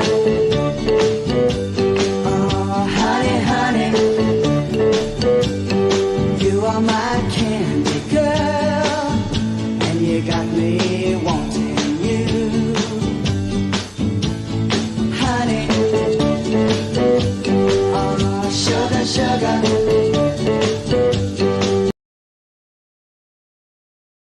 Grocery outlet, bargain market. Excuse me.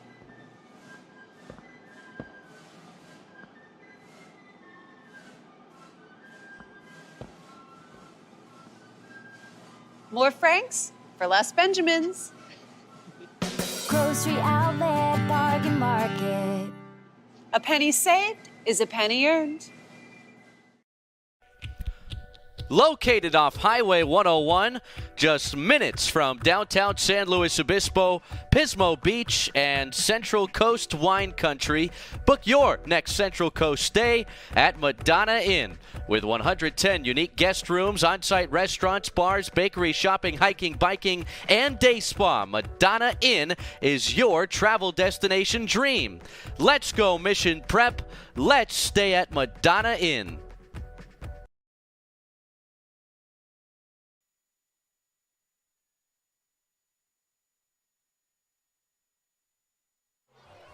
Stephen, Brian, we have a good score.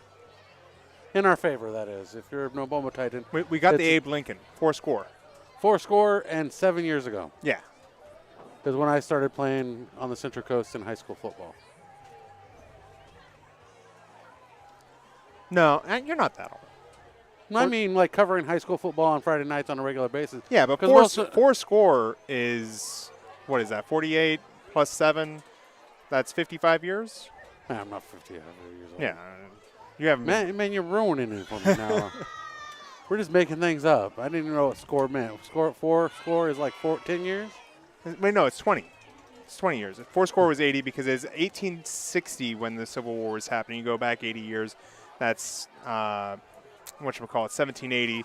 Then you go back 7 years. 7 years, 1773 when everything started happening. You almost hit this guy.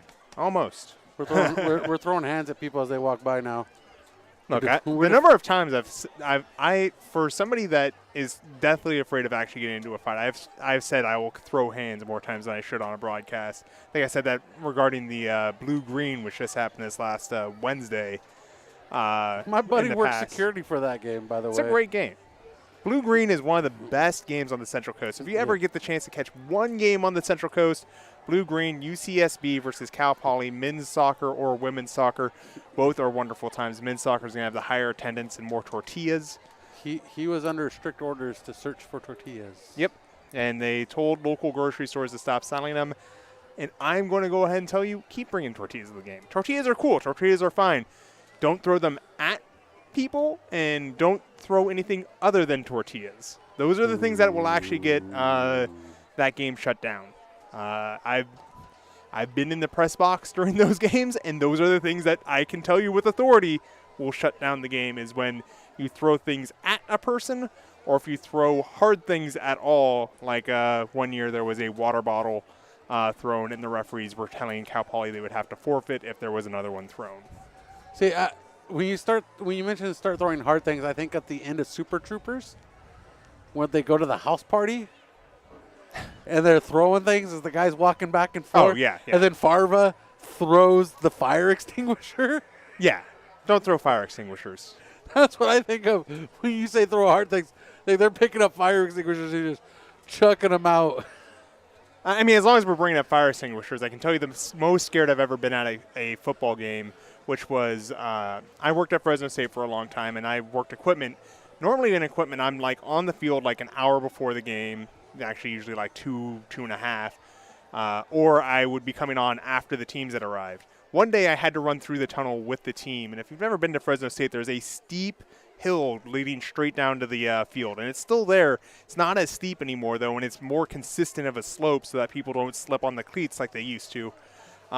It was still in awful condition back then, and they blow the fire extinguishers as you run out of the tunnel with the team, and you can't see the ground. And I was so worried I was going to run straight into the field goal post and just eat it with all my coworkers and friends around me and people in the stands. Terrifying. Absolutely terrifying. I don't understand why pro athletes like doing that, or even college athletes. San Jose State's drop into the field is it sounds just as bad as Fresno State. San Jose State's is steeper but shorter. I can say that with authority because I had to push all of our equipment up and down it. I did not like going to San Jose State for a number of reasons, and that was one of them. I don't envy people going to Fresno State either for that purpose, because that hill is long, but like I said, not as steep as San Jose State's. If you want to know about like the Mountain West stadiums, I can give you like rankings right now, but we've got more interesting stuff going on in front of us. And speaking of San Jose State real quick, they debut a new jersey this weekend. The black jersey. They play in California. Oh, new football jersey. Yeah. Okay.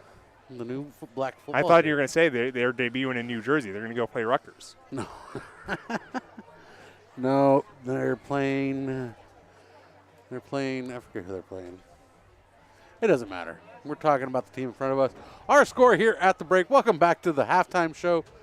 And our halftime show is presented by Orange Theory Fitness, among others. Let's get to the halftime report here. Our official sponsor of the halftime show, Sunset Honda halftime report. And our score after 2 quarters is 35-6. And let's see how we got there, shall we? We have a score by Cole Tanner following the first possession of the Nipomo Titans, a 42-yard punt return at 9:50 in the first quarter, putting the Royals up 7-0. And then at 4:08 following a long drive down the field, working it out, 4-yard pass from Colby White to Tyler Garrett for a 14-0 lead. And then with 2.02 seconds on the clock, Harrigan on the board with a run, 21-0, 43-yard run, 10-28, 50-yard interception from J.J. Howard in the second quarter, puts them up 28-0, a 4-score lead. And then this is where Stephen and I differ on the lead. 36 seconds, a 3-yard run by Evans, as Gabe Evans puts the Titans on the board after a short field provided by the Royals, a 35-yard drive for the Titans to find the end zone. The extra point missed, 28-6. I say it's still a 4-score lead. Steven says it's 3 and change. And then I guess J.J. Howard had my back from the start. He's like, you know what, Brian, I got your back. We're going to change that for you. We're going to make you right from the get-go. And he immediately turned around and put up an 82-yard approximate return because we didn't see where he actually picked the ball up at because we're in a tight window box. And it's a beautiful press box, by the way. But it's just we have a limited field of vision out the window. This is one of those press boxes that was clearly made by an architect that's like, yeah, you can see the field. Can you see all of it? Hey, well, why would you need that? You Stick can your see head the out field. the window. Yeah. Stick your head out the window. You'll be There all you go. right. So, and that score is 35-6. And what can the Royals do to put this one away in the second half, Steven? I mean, they've got a great running back stable. They have all season. It's just gotten better with the addition of Cole Tanner. They can rely on their run game. I don't think there's been a question about that at all. They can also rely on their pass game. Colby White's been fantastic. If I had to estimate, he probably is completing somewhere around 85% of his passes here early in this game. So the offense isn't going to be the question. It's going to be the defense. The defense has got to win the battle in the trenches, play their assignments. Nipomo is going to come back shiftier than ever. They're going to be bringing out trick plays. If they feel like there's blood in the water, they're going to keep trying to win this game and keep trying to get those scores. The offense has been the question mark for the Titans. They got in the end zone once. They feel like they can get those wins. The defense has got to step up and find a way to shut it down. For Nipomo, it's the exact same situation where it's just the offense knows that they have ways that they can win. There are certain creases that are opening up, certain ways that they can find those alleys. It's going to be the battle of who can shut those down or who can win those battles, and that comes down to individual responsibility for the defense. And this is the halftime show presented by Sunset Honda, and Orange Theory Fitness is the sponsor of our second half adjustments. And do you see any crucial adjustments that the Royals need to make in this contest? I mean, they don't have a lot of crucial adjustments. They've been playing very well. They just need to find ways to keep their assignments. That's the adjustment, is they need to keep contained. They need to stay on their running lanes. They need to do a lot of things like that. They're winning this game in a lot of facets. Yeah. It's just the simple mistakes. Those are the things that they need to kind of cover up and go back over, is making sure that they're executing on the plan that has worked and gotten them to this point. Well, let's put the hat on the other side real quick. Let's put your other hat on of your neutral status hat. Yeah. Neutral status hat. What do the Titans need to do to kind of shear up the bleeding that's going on right now with giving up so many touchdowns in the first half? Well, a lot of those touchdowns came from special teams, so that's a good start. You look, 3 of the 5 touchdowns, 2 came from special teams. 1 was an interception, pick 6. The pick 6, yeah, hey, that's going to happen. That's a mistake from a freshman quarterback. You kind of can put that on one side. On special teams, the kickoff, you got to stay in your lanes. You can't give J.J. Howard options to run because, as we said, his ability to turn and change directions at speed, if there's a lane, he will find it. You've got to be responsible downfield, stay in your lanes. On the punt cover, they've got to be aggressive. They've got to cut down on the room that they're giving Cole Tanner and get around that ball to get it down. Those gunners have to be awake when that ball's kicked and get downfield with some urgency. We always call it protect the cup, keep the cup. That's what they need to do. They need to get down and make a cup around Cole Tanner, make sure that nothing is available for him to run on. And that wraps up our Sunset Honda halftime show. Sunset Honda in San Luis Obispo makes the car buying experience made easy. So we'll be right back. Second half action coming up in just minutes. Sunday Car Wash is coming to SLO this October, and they're giving you a chance to win free car washes for life. The car wash will be taking over Superior Express Wash on Santa Rosa just off the 101, but they'll be bringing a whole new experience. To sign up for a chance to win free car washes for life, visit sundaycarwash.com/sweepstakes. Make it easy at Sunset Honda. Save big at Sunset Honda, like the Honda Loyalty Lease Special. 1.9% financing on select new Hondas, or Sunset Honda's Transparent Lease. Where there's nada, zip, zilch, absolutely zero due from you when you lease any new Honda. Sunset Honda makes trading in your vehicle easy too, by giving you $1,000 over Blue Book on your trade-in. No wonder Sunset Honda has been voted the best new car dealer for 8 years in a row. Get started today at sunsethonda.com. As the road you travel changes, so can your insurance needs. Talking with Farmers Insurance Agent Jennifer White can help you assess whether you're ready for the journey ahead. Call Farmers Agent Jennifer White today at 805-592-1272.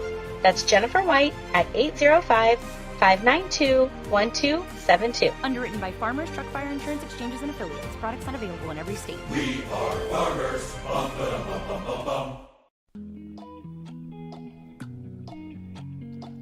Old San Luis Barbecue, a proud supporter of Mission Prep football.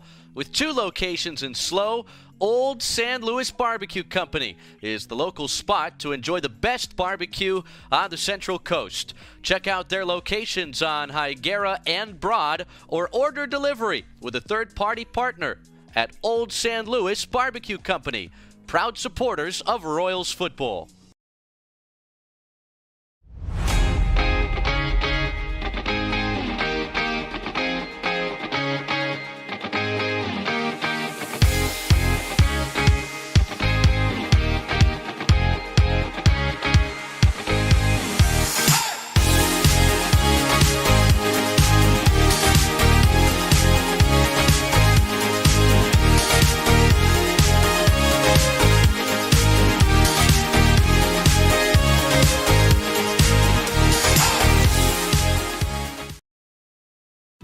Do you want to eat where the Royals eat?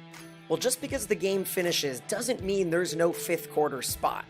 And for us, it's Milestone Tavern, proud sponsor of Mission Prep High School football, located right off of Foothill, with all the TVs, all the fresh drinks, and fantastic food specials every single night. Milestone Tavern is open every day and the favorite spot for our Mission Prep Royals. Milestone Tavern, go check them out.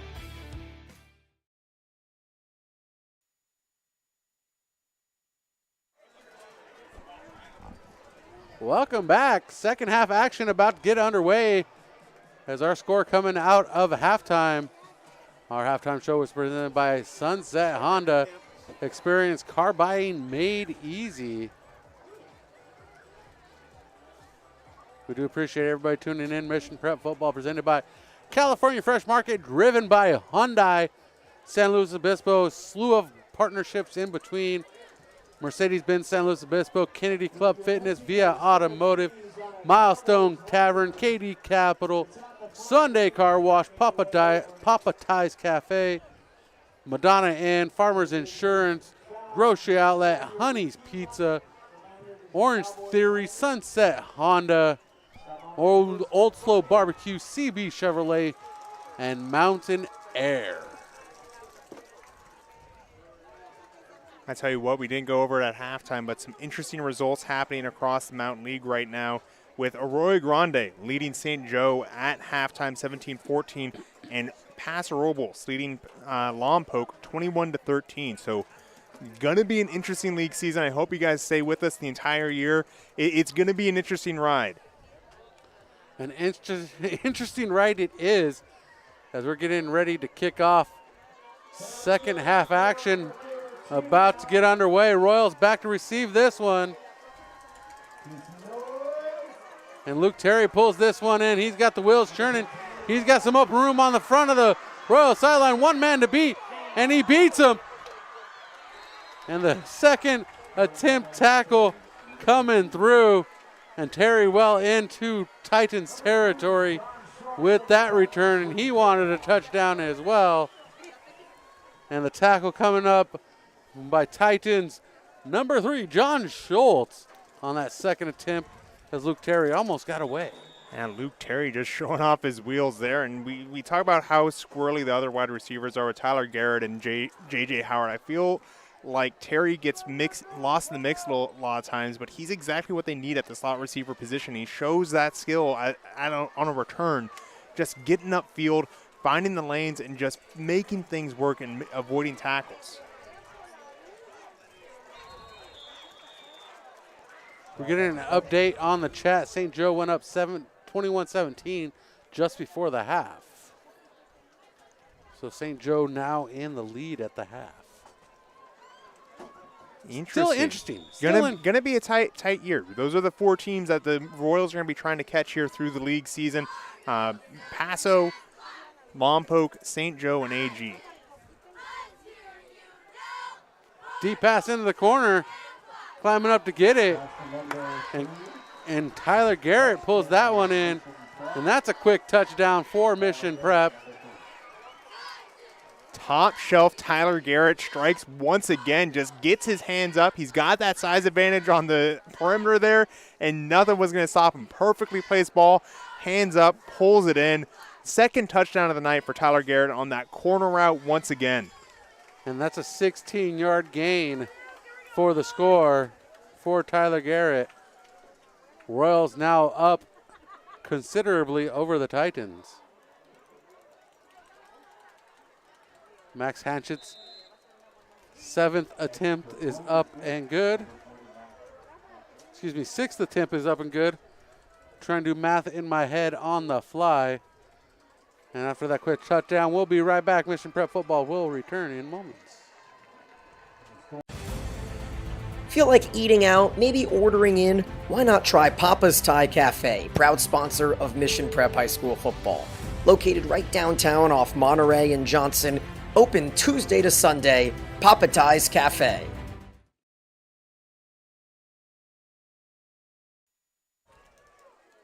Welcome back inside Titan Stadium. I'm Brian Stanley. Joining me is Stephen Hodges. Hello. And Stephen, break down what we just saw there by the Titans. What we just saw there by the Titans or by the Royals? Royals? Excuse me. I was going to say, what we saw there by the Titans was just a mismatch on the perimeter as Tyler Garrett went up for the corner route fade for the touchdown. All set up by the long return by Luke Terry. Just the play to go. The kickoff return that's set up for a short field and a beautiful throw there by Colby White, finding Tyler Garrett in the end zone just as you draw it up. And I'm feeling like our chat plays a part in this because every time somebody gets a shout out, they have a big gain here. And Luke Terry just got a shout out before he went on that monster run. And Max Hanchett getting ready to boot this one away. The Sunday Car Wash kickoff. And they're going to let that one roll out of bounds. That's going to be a penalty on the Royals. So we know that's going to come back to the 30-yard line. Second one of the night that's rolled out of bounds. It's really slowing down as it gets to the sideline, but not enough time to let the Gunners go pick that up. Really, you're just trying to cut down the amount of field that you have to cover when you're angling the kick like that. You want to make sure that you're kind of corralling away the kickoff return. And just think about it like you're on a highway, right? If you only have one lane, it's easy to stop that one lane. But if you've got 5 lanes to run in, it's much harder to cover. And correction, ball spotted at the 35-yard line.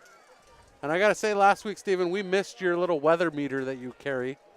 Haven't seen it yet tonight as we are indoors. I forgot it at home tonight. I was at a dome last week, and I packed it away.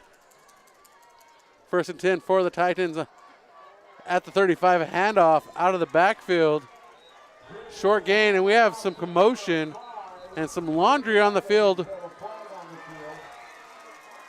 Interesting, the flag came from the back judge, so I think it's going to be something happening in the center of the formation. I'm not sure it would have been easy to pick up on our broadcast. I certainly didn't see it from the booth up here. It's going to be a face mask against the Royals. So that was happening on the tackle. So that is at the spot of the foul. That's not where you really want to have a penalty right now. You're giving the momentum back to the Titans slowly as they have now crept across the center divide. They're on the 47-yard line of the Royals. I wouldn't say it's creeping back slowly. I'd say that the Titans have the momentum now if they want it. They're in Royals territory with a chance to strike. 1st and 10 from the Royals from the 47-yard line. Grosshart steps back to throw. Fires a bullet, nearly intercepted by the Royals. Tanner in there on the attempt. Yeah, I think that would be David Luera there on the pass deflection and breakup. And we're going to have another personal foul against the Royals. They're being marched by the referees down the field. I didn't see this one either. Last one was a face mask. I understand that, but I'm curious to see what the personal foul was.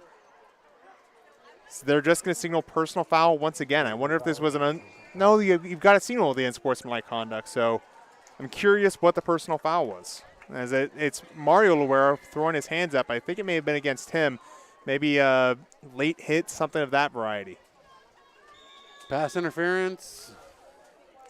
If it was Mario Luera that is on, I'd be surprised if it was pass interference. But also they would have signaled that. It's very interesting.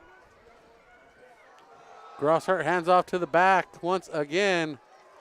Short gain as the Titans have gone to more of a ground game, as the ground game seems to be opening chunks of yardage by the 4 to 5 yards, and 4 to 5 yards add up to first downs. I'm sure there's a name for this style of attack, but I don't care to use it because it's a heavy pistol look that the Titans have been running tonight. I like to call it the Magnum.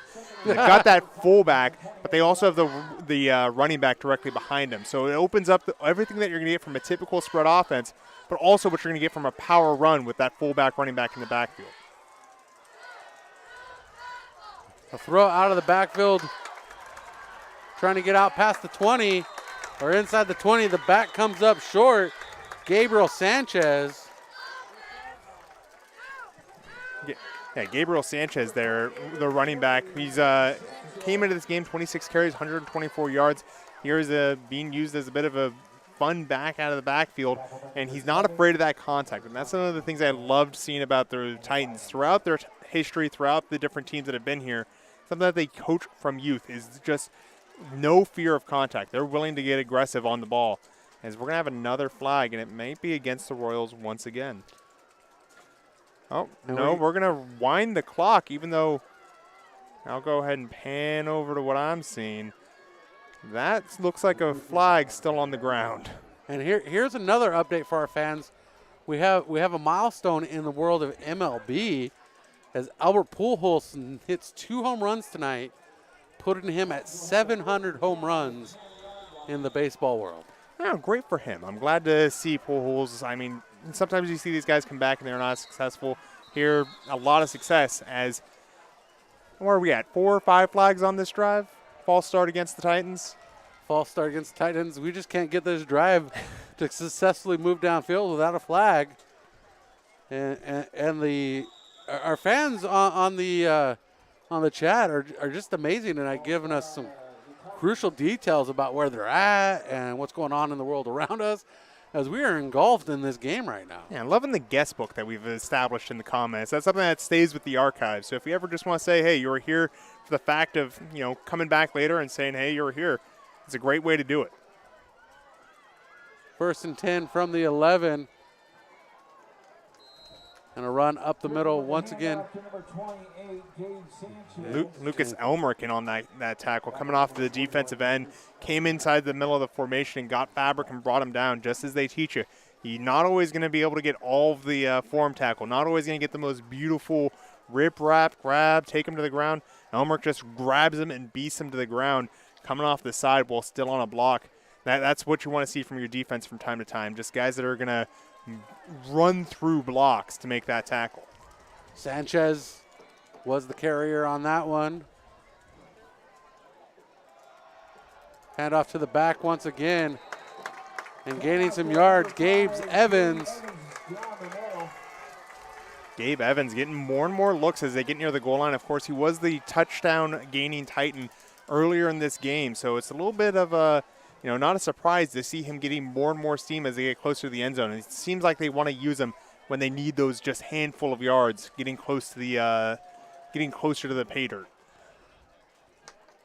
Just inside the 4-yard line, the ball spotted. 1st down at the 1. Goal line gets him a touchdown. 3rd down and 3 is the call. Handoff to Evans once again. Evans trying to get into the end zone. And Evans is in for the touchdown. And the Titans bulldoze their way in for another touchdown on the back of Gabe Evans. And Gabe Evans, the big back there, but it really was on the back of Ivan Castillo. I believe he was the left guard on that play there. Just won his battle up front, leading Gabe Evans in. The defense did a good job regrouping and getting a second attack, but Gabe Evans bounced off a tackle, ended up in the end zone. That's just a good set of running plays by the running back, and good job by the O-line getting the push. And they're going for 2 here. Pass into the corner, and that's picked off by Howard. And that play is immediately whistled dead. And our score is 42-12, a 30-point lead for the Royals, a 4-score lead. Normally I'd say, oh, it's interesting, maybe a scoregami, but with high school you get so many missed points that, I imagine the Royals have had this score before. 42-12. 42 is the meaning of life. So we're doing good there. That's if you've ever read Hitchhiker's Guide to the Galaxy. Oh, I've read Hitchhiker's Guide. That is the audiobook I listened to on a road trip I took recently. We went through the entire thing. Great book. I've actually never read the book. I watched the movie. The book's very good. It doesn't translate well to a movie. The story is a good for a movie, but there's a lot of subtleties that are brought by the author, Douglas Adams, yes, that don't necessarily translate well to the screen. Like an old Switchfoot song, I don't want to read the book, I'll watch the movie. Exactly. Yes. So, little Switchfoot love. Hopefully we don't get copyrighted just for saying that. That'd be horrible. The whole broadcast gets shut down because I quoted Switchfoot. And here comes the kickoff. Home crowd trying to get fired up for their Nipomo Titans. Luke Terry back to receive this one, and he will after a short bobble at the 20-yard line. And the first defender loses his feet, and Terry out of bounds, dragged out of bounds by Austin Music. It was a good job by Luke Terry picking up that ball to run, but you can see why a lot of times they tell you to just dive on onside kicks. Dive on that ball when it comes to you when it's rolling like that. It's very hard to field a rolling football. It's a weird-shaped ball. It bounces weirdly, and so you're not always going to get it on that first bounce when it's rolling along the ground. Luckily for Luke Terry, he's able to get it without too much pressure, but Lucas Alley, the corner coming down the side there, could have gotten a big tackle. He's lucky that Alley lost his footing. 1st and 10 from the 27-yard line.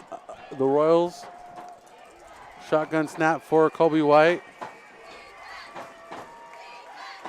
Short gain up the middle by Drew Harrigan. And just a simple dive play there, getting behind the guard and center and moving the ball forward. Sometimes it's good to just go back to the old standbys, and that's one of those old standbys that you'll see this offense go back to when they just want to get a drive going, get something in the tank, see how the defense is going to react, keep the defense honest. Simple plays are simple plays, but they're the foundation of an offense. Ball's at the 32-yard line between the hash marks. Second and a short 7. Pass incomplete. Intended for Armin Clayton. Just a little high out of his fingertips. A big blitz coming down the line there. There's Colby White just bailing himself out, getting the ball out of his hands, but also give Drew Harrigan a little pat on the back. He did a good job recognizing the blitz, getting that chip block to make sure Colby White could get the ball out of his hands. Something that's really underrated about running backs is their ability to pass protect. They're the guys that are most flexible. The offensive line is pretty fixed in place, but a running back can take anyone on that's coming to the backfield. Third and a short 7. And offsides is going to be third down and a short 3. As Gabe Evans jumps offsides, and he knew he was trying to walk that tightrope and just a hair too far. And that's the type of play that in the NFL and college will get you a free play, and that's would have been great for the Royals there. Here's going to step for another third down. At least it's a shorter third down, but the Royals using cadence to try and send that blitz off. A quick snap at the line, and Cole Tanner shakes one tackle but doesn't get very far after that. And that's fourth down, and it was actually a 2-yard gain needed, and he gets about 1. Make that -1. Okay, a -1. They didn't give him the forward progress. I thought they were going to give it to him. So now we're looking at a solid 2. The expectation there was that they were going to use a hard count originally to try and get the Titans to jump offside. They did. Then go to a quick count to catch them flat-footed. Titans weren't flat-footed at all. They were ready for the attack. Fair catch called for. And Aiden Dolan did interfere, but that was because the intended fair catcher, Lucas Allen, kind of ran towards him. Yeah, and that's something that you, as a referee, just let happen because you can't account for the way that the ball is flying when you're running forward. It's above your head. You can't turn and look while you're also being hit by a guy trying to block you, and you're trying to keep track of where the returner is, all of that. The returner's going to have to dive to catch it, and you're going to have to allow a little bit of interference there. Yeah, he didn't interfere intentionally. No. So, not at all. Yeah, that was an accidental interference based on just location, so we're all fair. First and 10, receiver to each side, tight formation at the line, 2 tight ends, 1 back in the backfield, hands off to that back, drops the shoulder, delivers a stiff arm, and falls forward for a 2-yard gain across the 40. And that was Starr once again with that one, Malachi Starr becoming the primary back tonight. And Lucas Elmerick again coming in from the back and making that tackle happen from the right side of the line. He's been a fantastic defender all season long. I'm curious to see if he can keep it up through the entire Mountain League. We're really going to be pressed as this Mountain League schedule continues and we get more high-paced offenses. And Danny Kelly, if that comment is about me, I do appreciate your kind words, sir. And Starr churning forward, becoming the bright spot of this offense tonight. They're moving the sticks for the Royals. And that's a ball spotted at the 50. Are they still in Titan territory? Are they still? I'll say that they're still in Titan territory because there's a few blades of grass on the left side of that 50-yard line. Can we get a zoom-in camera real quick here? Come on, that's the big lineman. He moved it forward. It's right on the 50 now. Evan Castillo sets at the line. Well, now it's definitely in Titans territory by a tackle for loss by Lucas Elmer, getting back there and finding the running back Gabe Evans for a short loss. It'll be on the 49-yard line. That's great penetration, not over-aggressive, not losing his balance or base, and finding the running back. That's exactly how they coach it up. Great job by Lucas Elmer. He's been having a big half in this second half.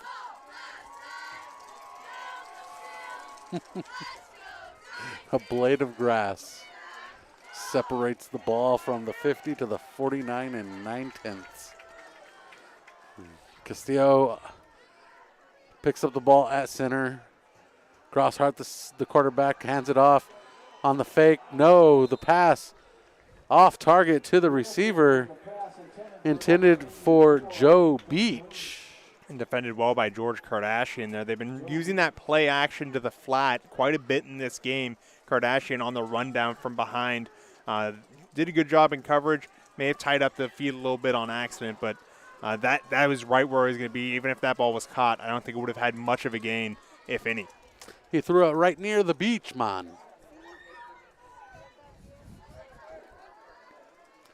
Third and 11. Thank you, 3rd and 11. Ball spotted at the 49 of the Titans. Grosshart fires one over to the left, completed at the 45-yard line. Looks like awesome music with the reception. And that's going to bring up a 4th down, probably must go here. I mean, I'm not sure what you're going to get if you were to punt it, as I believe it's 4th down and the box does turn over. You're not going to get much if you punt it. So this is hey, even if you were up by 21, this is a good situation to go for it because you're just making change out of $1 if you're punting it away versus going for it here. Well, what do you have to lose at this point? I say go for it. It's a wise idea. This is game time practice scenario to a degree, as the time's going to run out. They're looking at the clock. They're probably going to let the clock wind down, and they do. And that's the end of the 3rd quarter. Stay tuned for the 4th quarter presented by Milestone Tavern. We'll be right back. If ever I would leave you, it wouldn't be in summer. We'll never leave you either, especially not in summer. Hi, this is John Villa, and that's my son Tom singing. The average age of the car on the road today is at least 12 years old. The older the car, the more TLC it requires, especially during summer. So now's the time to come in for a free battery and alternator check at Via Automotive. The summer heat can be brutal on your car's electrical system, so let us make sure everything is working right. If you do need service, remember that our technicians are iCar and ASC certified, which means they know your car from bumper to bumper. No, never At Via Automotive, we'll never leave you, whether it's spring, summer, winter, or fall, and that's a promise. Look us up online at via-automotive.com or call 781-3925. Via Auto Body and Automotive. Let our family take care of your family. Nicely done, son. Welcome back to Mission Prep Football, presented by California Fresh Market, offering the largest craft beer selection on the Central Coast, an ultimate variety of prime and premium beef. Their meat and fresh seafood department selection is unmatched. California Fresh Market, a proud supporter of Mission Prep Football. And we are facing a 4th down and 3. Titans are going for it right up the middle. They have enough room from Gabe Evans on the carry on 4th down, and that is a 4th down conversion for the Titans. The home sideline showing some excitement. The team is still alive here in the 4th quarter. Yeah, the Titans are getting better each and every drive they have the ball. I love seeing this growth within a game. It's not often you see a team develop this well within the confines of a single, 2-3 hour game. Yeah, here we are, watching the Titans mature before our eyes. 1st and 10 from the 36-yard line. Grosshart hands it off to Gabe Evans once again, and he catches it for a short gain as he's tackled by Lucas Elmerick. A little bit of help there from Gabe Amata coming in. Again, one of the 2 guys that we were looking at that had the transfer rules expire, as Cole Tanner is the other one who has a touchdown this game. Gabe Amata has been fantastic up front, getting a lot of tackles. It's not something you're asked to do as a defensive tackle. You're supposed to eat up blocks, block gaps, make the running back reroute. Not necessarily there to tackle the guy, but he's been there quite a bit today. Receiver to each side, 2 tight ends, a back in the backfield with him. Grosshart throws out sidearm. That is complete to Preston Creer. And Creer trying to get the 1st down. And he does. They're keeping the clock winding. The ball spotted at the 26-yard line, just enough for the 1st down. And Mission Prep Football is supported by Honey's Pizza. Fresh ingredients every day is how they do pizza. Check them out. honeypizzaslow.com. honeyspizzaslow.com, HONEYS pizza.com, slow.com. There we go.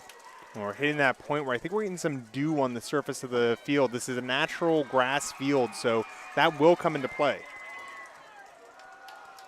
Hand off to the back, Star. And Star pushes forward for a good gain out to the 20.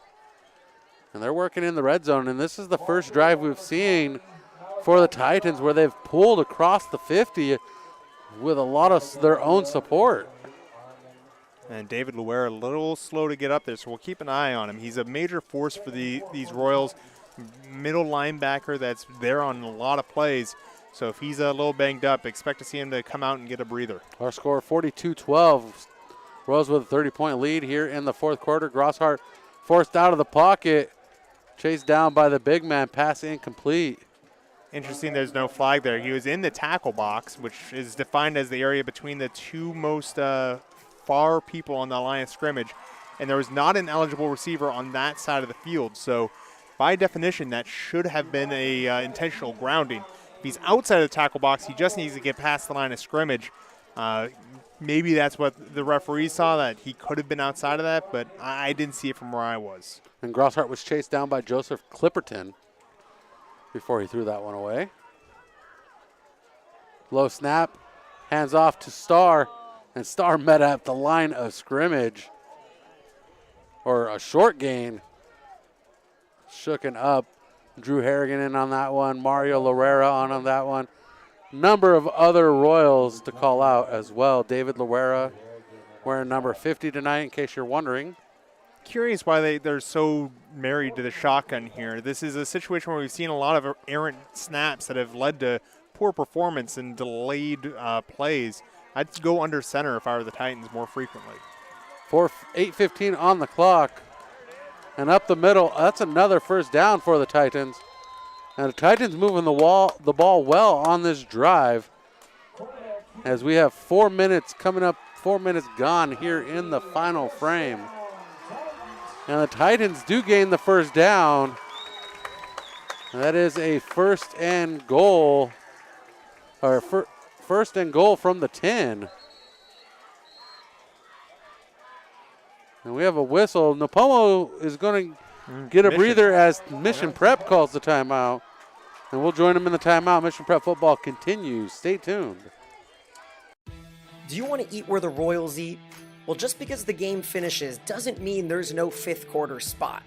And for us, it's Milestone Tavern, proud sponsor of Mission Prep High School football, located right off of Foothill with all the TVs, all the fresh drinks, and fantastic food specials every single night. Milestone Tavern is open every day and the favorite spot for our Mission Prep Royals. Milestone Tavern, go check them out.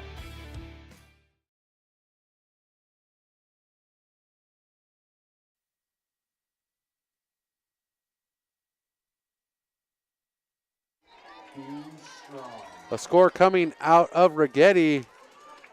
Santa Ynez 28, Righetti 3 at the end of the third quarter. And St. Joseph Knights lead 28-17 over Arroyo Grande.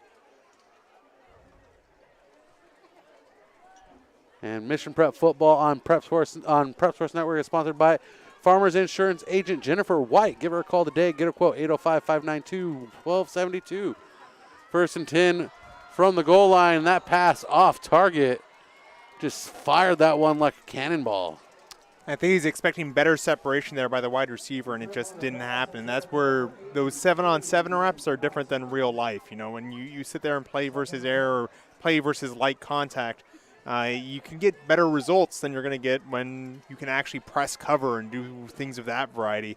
So good speed out decision by the coaching. A lot of things that could have happened there, but ultimately the defensive back won the day. I believe it was Cole Tanner there with the press coverage. Another score, Santa Maria stunning Templeton 43-14. Hand off to Starr out of the backfield. Starr trying to weave his way through the line, find the open space, gains a couple yards before he hits the hard turf. And the ball spotted at the 7-yard line. It's going to bring up a 3rd and long here, but this has got to be looked at as 4-down territory. 3rd down, not as scary when you know you're going to go for it. So playbook's still open, still a lot of options, but it's pretty much touchdown or bust, as you have probably 3 inches that'll get you a 1st down here, as opposed to just getting a 1st down or getting a touchdown.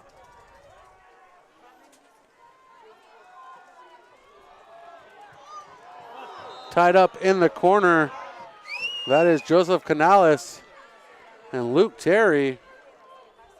And we got a 2-point score difference between the Bearcats and the Braves, 21-19, following a missed 2-point conversion. All right, now the Titans looking for that penalty. It's going to be the best way they can get a fresh set of downs. It's 4th down. Canales really was hoping that they're going to get the flag on that one, but nothing coming, nothing happening on Luke Terry with the press coverage and just keeping the touchdown from happening. So right now it's going to be Canales coming out for another wide receiver who's bringing the play call in. Angelo with the scoring update. St. Joseph now 35, Arroyo Grande 17 in the 3rd quarter. 4th down here for the Titans. They're going for it. They've had some success on this drive. Grosshart rolling out. That's thrown away. No good. Flag on the field. I see that Laundry way out there on the far sideline. Yeah, so this is going to be a likely new set of downs if this is against Mission Prep, as we're going to get a zoom in here if I can get the focus to readjust. And indeed, pass interference against Mission. This one's going to be a new set of downs, something that the Royals wanted to avoid. That was a end of play situation. That wasn't going to be a touchdown. If anything happens outside of a penalty or, a touchdown, you just need to keep the touchdown out. They get the ball back. Unfortunately, pass interference, poorly timed, and this is going to be Titans ball, 1st and goal.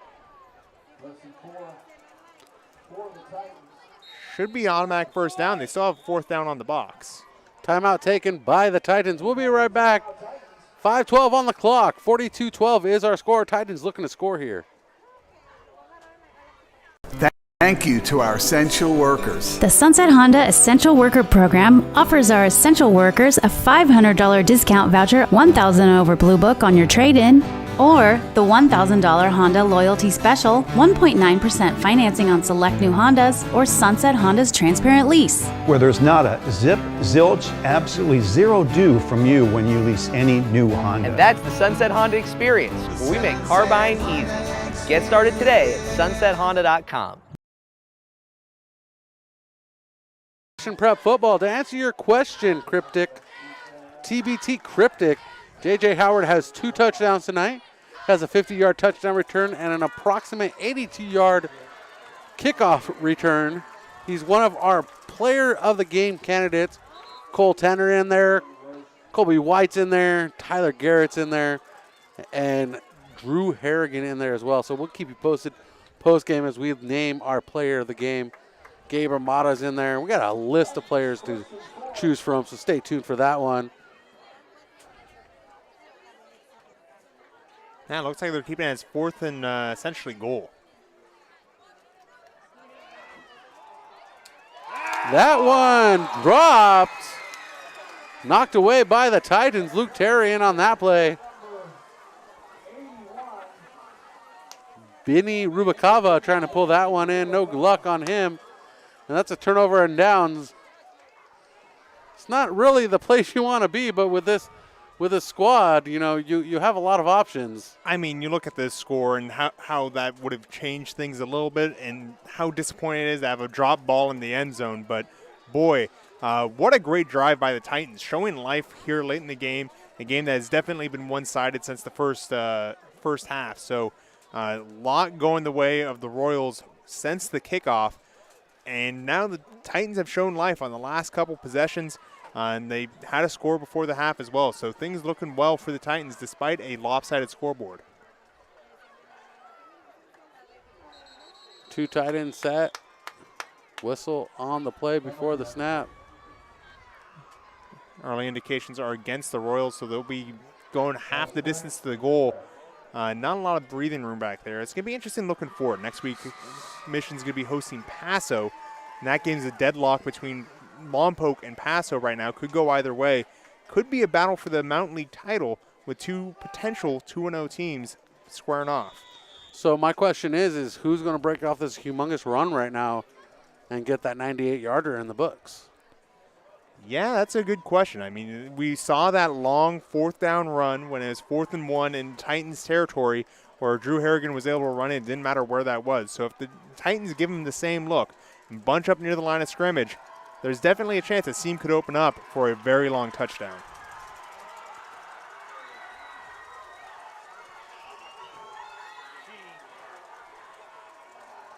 No call at the line on the jump, and we have a quarterback change that looks, no, Kobe White. And here's the run up the sideline. Plenty of room for Cole Tanner. The 30, the 25, the 20, 15, 10, 5. Touchdown Royals. Yeah, I think Cole Tanner is okay with that not being called offsides on the defense. 98 yards to the house, making up for lost time. Cole Tanner, first game as a Royal, and what a statement game to come out on. Over 100 yards rushing, a punt return for a touchdown, rushing touchdown, everything you could hope for. He's colored in the categories and really put on the Royal blue and gold and made it look good tonight. Cole Tanner having a fantastic evening. And Stephen, once again, I go back to say I am the prognosticator of prognosticators, knowing that that touchdown run was coming. We just didn't know who was going to be the lucky individual. You know, as sideline warning come against the Royals, but yeah, you know, I don't know how good of a Patronus a groundhog would be. If the Dementors are coming to steal your soul, Brian, I don't think you want the groundhog kind of flopping out of the wand. No. I think the groundhog is my spirit animal. The Puxatawny Phil, saving you from the darkness. Yes, it's my spirit animal. If I see my shadow, I go back to bed. That kick is up and good. And the Royals are up 49-12. And it's been a good game for the Royals. The Titans, I got to admit, have played a solid game going up against a tough squad. That's what happens when you try to mix two words together. Continue, Stephen, please. I mean, it feels like they have 12 guys on the field. The way that they're able to get these extra blocks, these extra yardage, the way that they're able to build these seams for the fantastic running back core, protect the quarterback in the backfield. It's been a wonderful night for the Royals and on a lot of different fronts. So I can see why you think they have 12 on the field, but referee's doing a good job tonight making sure they only got 11. And the Royals have to be feeling good about this performance. You can look and say what the record is for Nipomo and all that, but it's one thing to see that and another thing to see these people in person. And Nipomo really has got a good squad here. This is a team that plays defensively very tough, is playing above their size, and that's the thing that you look across this squad. Mission has definitely a size advantage. Nipomo is playing like they're equal heights and going toe-to-toe each play. It's something about the size of the dog in the fight that exemplifies the Titan spirit that's been here since the school opened about, what is it now? I'm going to make myself feel old. 14 years ago? Well, you said 16 years ago. 16 because years. it opened in 06 and the first graduating class was 08, if I remember right. And here is the Sunday Car Wash kickoff. Win a chance to win a free car wash. SundayCarWash.com/sweepstakes. A lot of contact on the field on that one. And I just want to point out that every Mission Prep touchdown is presented by KD Capital Mortgage, located in beautiful Paso Robles. KD Capital Mortgage is committed to helping you find the right mortgage product for your needs. And they have scored the touchdown 7 times tonight. So that is 7 times KD Capital Mortgage has proven valuable in the Mission Prep program. And they'll prove more valuable going forward as they're going to need this offense to continue as some of the big players in the league are still yet to come. You're looking AG, Paso's next week, Lompoc down the line, St. Joe, Catholics versus Catholics. That's going to be an interesting one. But those are all down the line as they're looking to close this one out with style. The Nipomo not going to make it easy. They still want to get one more on the board. They feel robbed from the last drive. See what's going to happen here. Handoff out of the backfield. No gain on that one as Braden Reese carries that one. And tonight's fourth quarter is presented by Milestone Tavern, the official post-game hangout for Mission Prep football. Come out and hang out with the Royals after the game. And Mario Loera just won his battle up front, extended the arms to get away from the block, and then shed it, got into the backfield, and made a big tackle. If he's looking for defensive highlights to put on his reel, that's one of them. That's one I'd want to remember. 2nd and 15 now for the Titans, or 14, shall we? Another no gain for the Titans. Mario Loera in there. There's a good drive from Mario Loera. 2 plays, 2 tackles so far, as the Titans looking at the clock, seeing what they have left, and they might just let this one roll a little bit so that they get the last play of the game. Sometimes that's what it takes to get a little bit of a morale victory at the end of a game of, hey, you know what? We're going to let it roll. We're going to get the last play off. If it's a big play, that's awesome. We go home with good feelings. Whatever happens, just make sure you don't get a negative play to finish things out. Less than a minute to go now. Mission Prep Football is here to stay as a powerhouse on the Central Coast. Well, the next time you want to get away, book a room at the Madonna Inn. That pass almost intercepted. Getting his paws on it, Luke Walker. And conveniently located on the Central Coast, right off the 101 in San Luis Obispo, with new unique rooms, spas, horseback riding, and much more. Check out that Madonna Inn. Yeah, of course, that was play that's going to stop the clock. Well, they're still running it here. Maybe they activated a mercy rule. They're probably going to let this one roll a little bit and get one more play off before they finish it. So a lot of props to the Titans. Always a fantastic place to come watch football. If you want a community atmosphere, if you want to be engaged, this is a great place to come when obviously the Royals are on the road, which, we're in the league play. Everything's going to be a little more local. Hoping to see you when we go on the road, but we'll be home next week.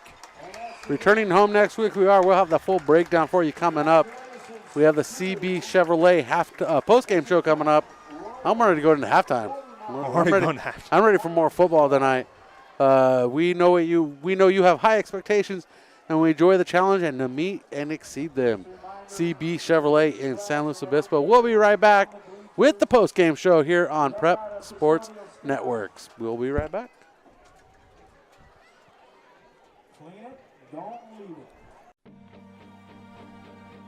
The team at CB Chevrolet would like to welcome you to the dealership in San Luis Obispo, where we're confident you'll find the vehicles you're looking for at a price you can afford. Come and check out our full selection of new Chevrolet vehicles or get a great deal on a reliable pre-owned model. No matter which vehicle you decide on, our professional finance team will help you get settled with a competitive financing or lease plan at CB Chevrolet in San Luis Obispo.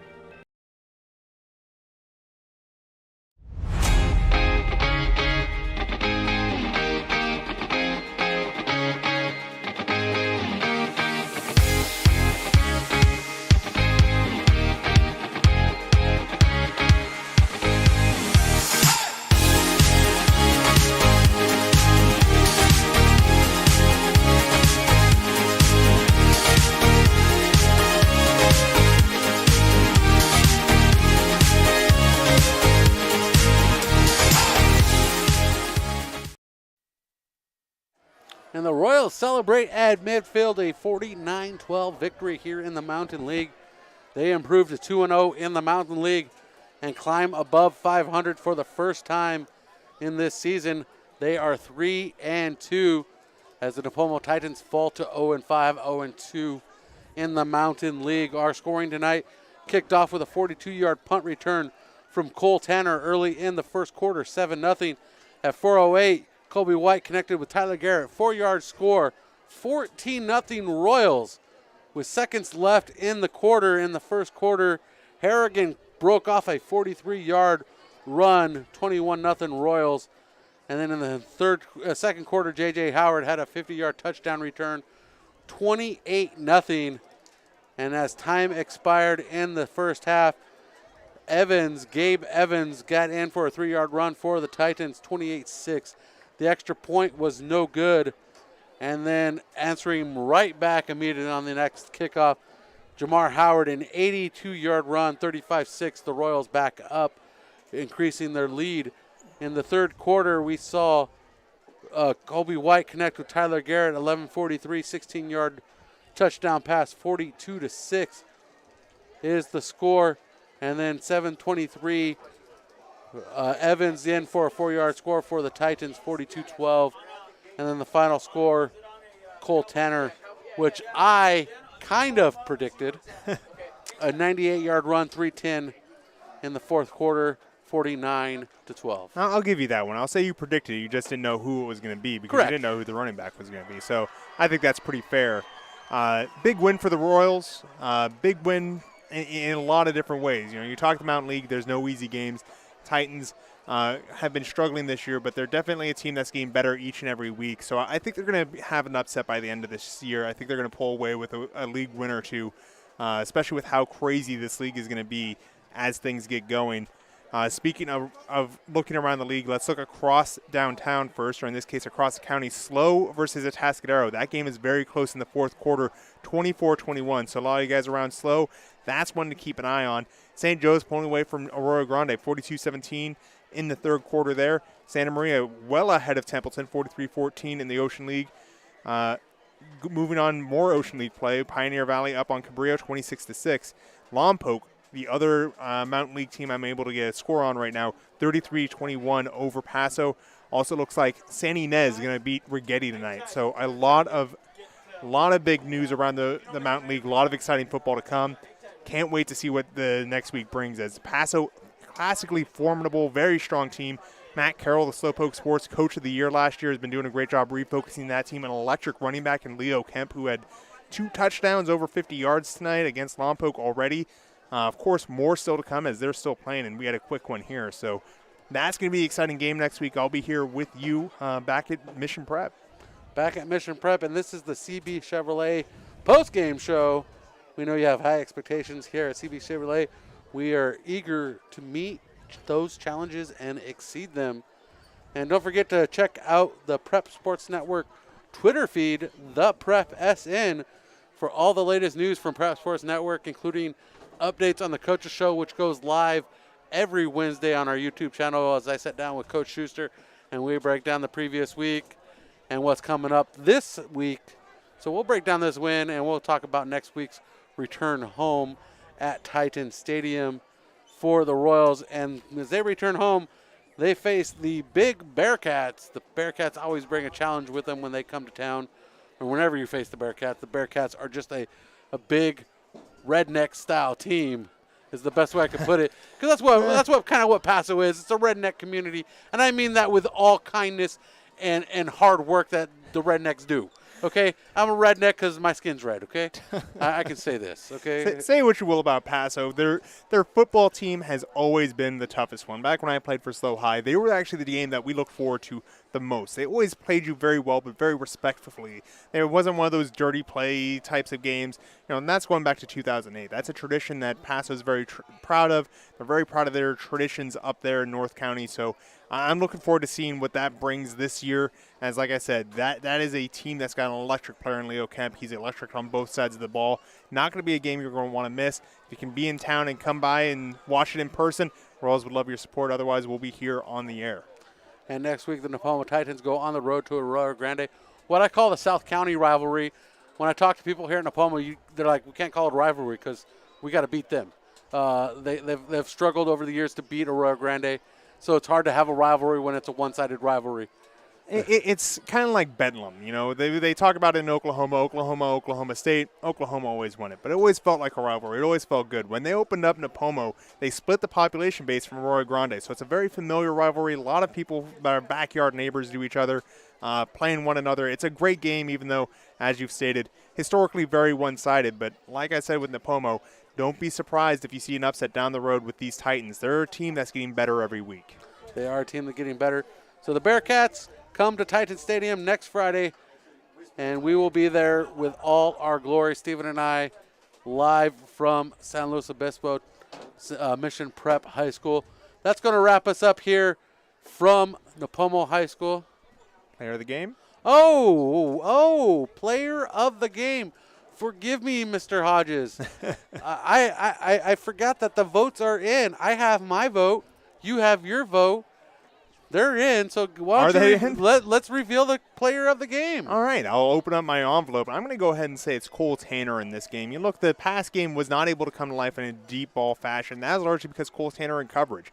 You have the special teams touchdown. He's able to open up the scoring with his very first punt return as a Royal going for a touchdown, and then as honestly open to whoever until the end of the game with that 98-yard touchdown. Hard to argue with that. Creating so many highlights. He's got a whole reel through one game. Cole Tanner is going to be an exciting player to watch going forward. He came and kicked this thing off with a capital letter and put it away with a period. I'd say an exclamation mark, but a period Okay, works fair enough, too. fair There enough, you go. fair enough. So Cole Tanner is this week's player of the game versus the Nipomo Titans. For Stephen Hodges, David Schuster, stay tuned. Coach's Show this Wednesday on Prep Sports Network's YouTube channel. We'll be there. Stephen Hodges, Coach Schuster, Chris Sylvester, Thomas Bode.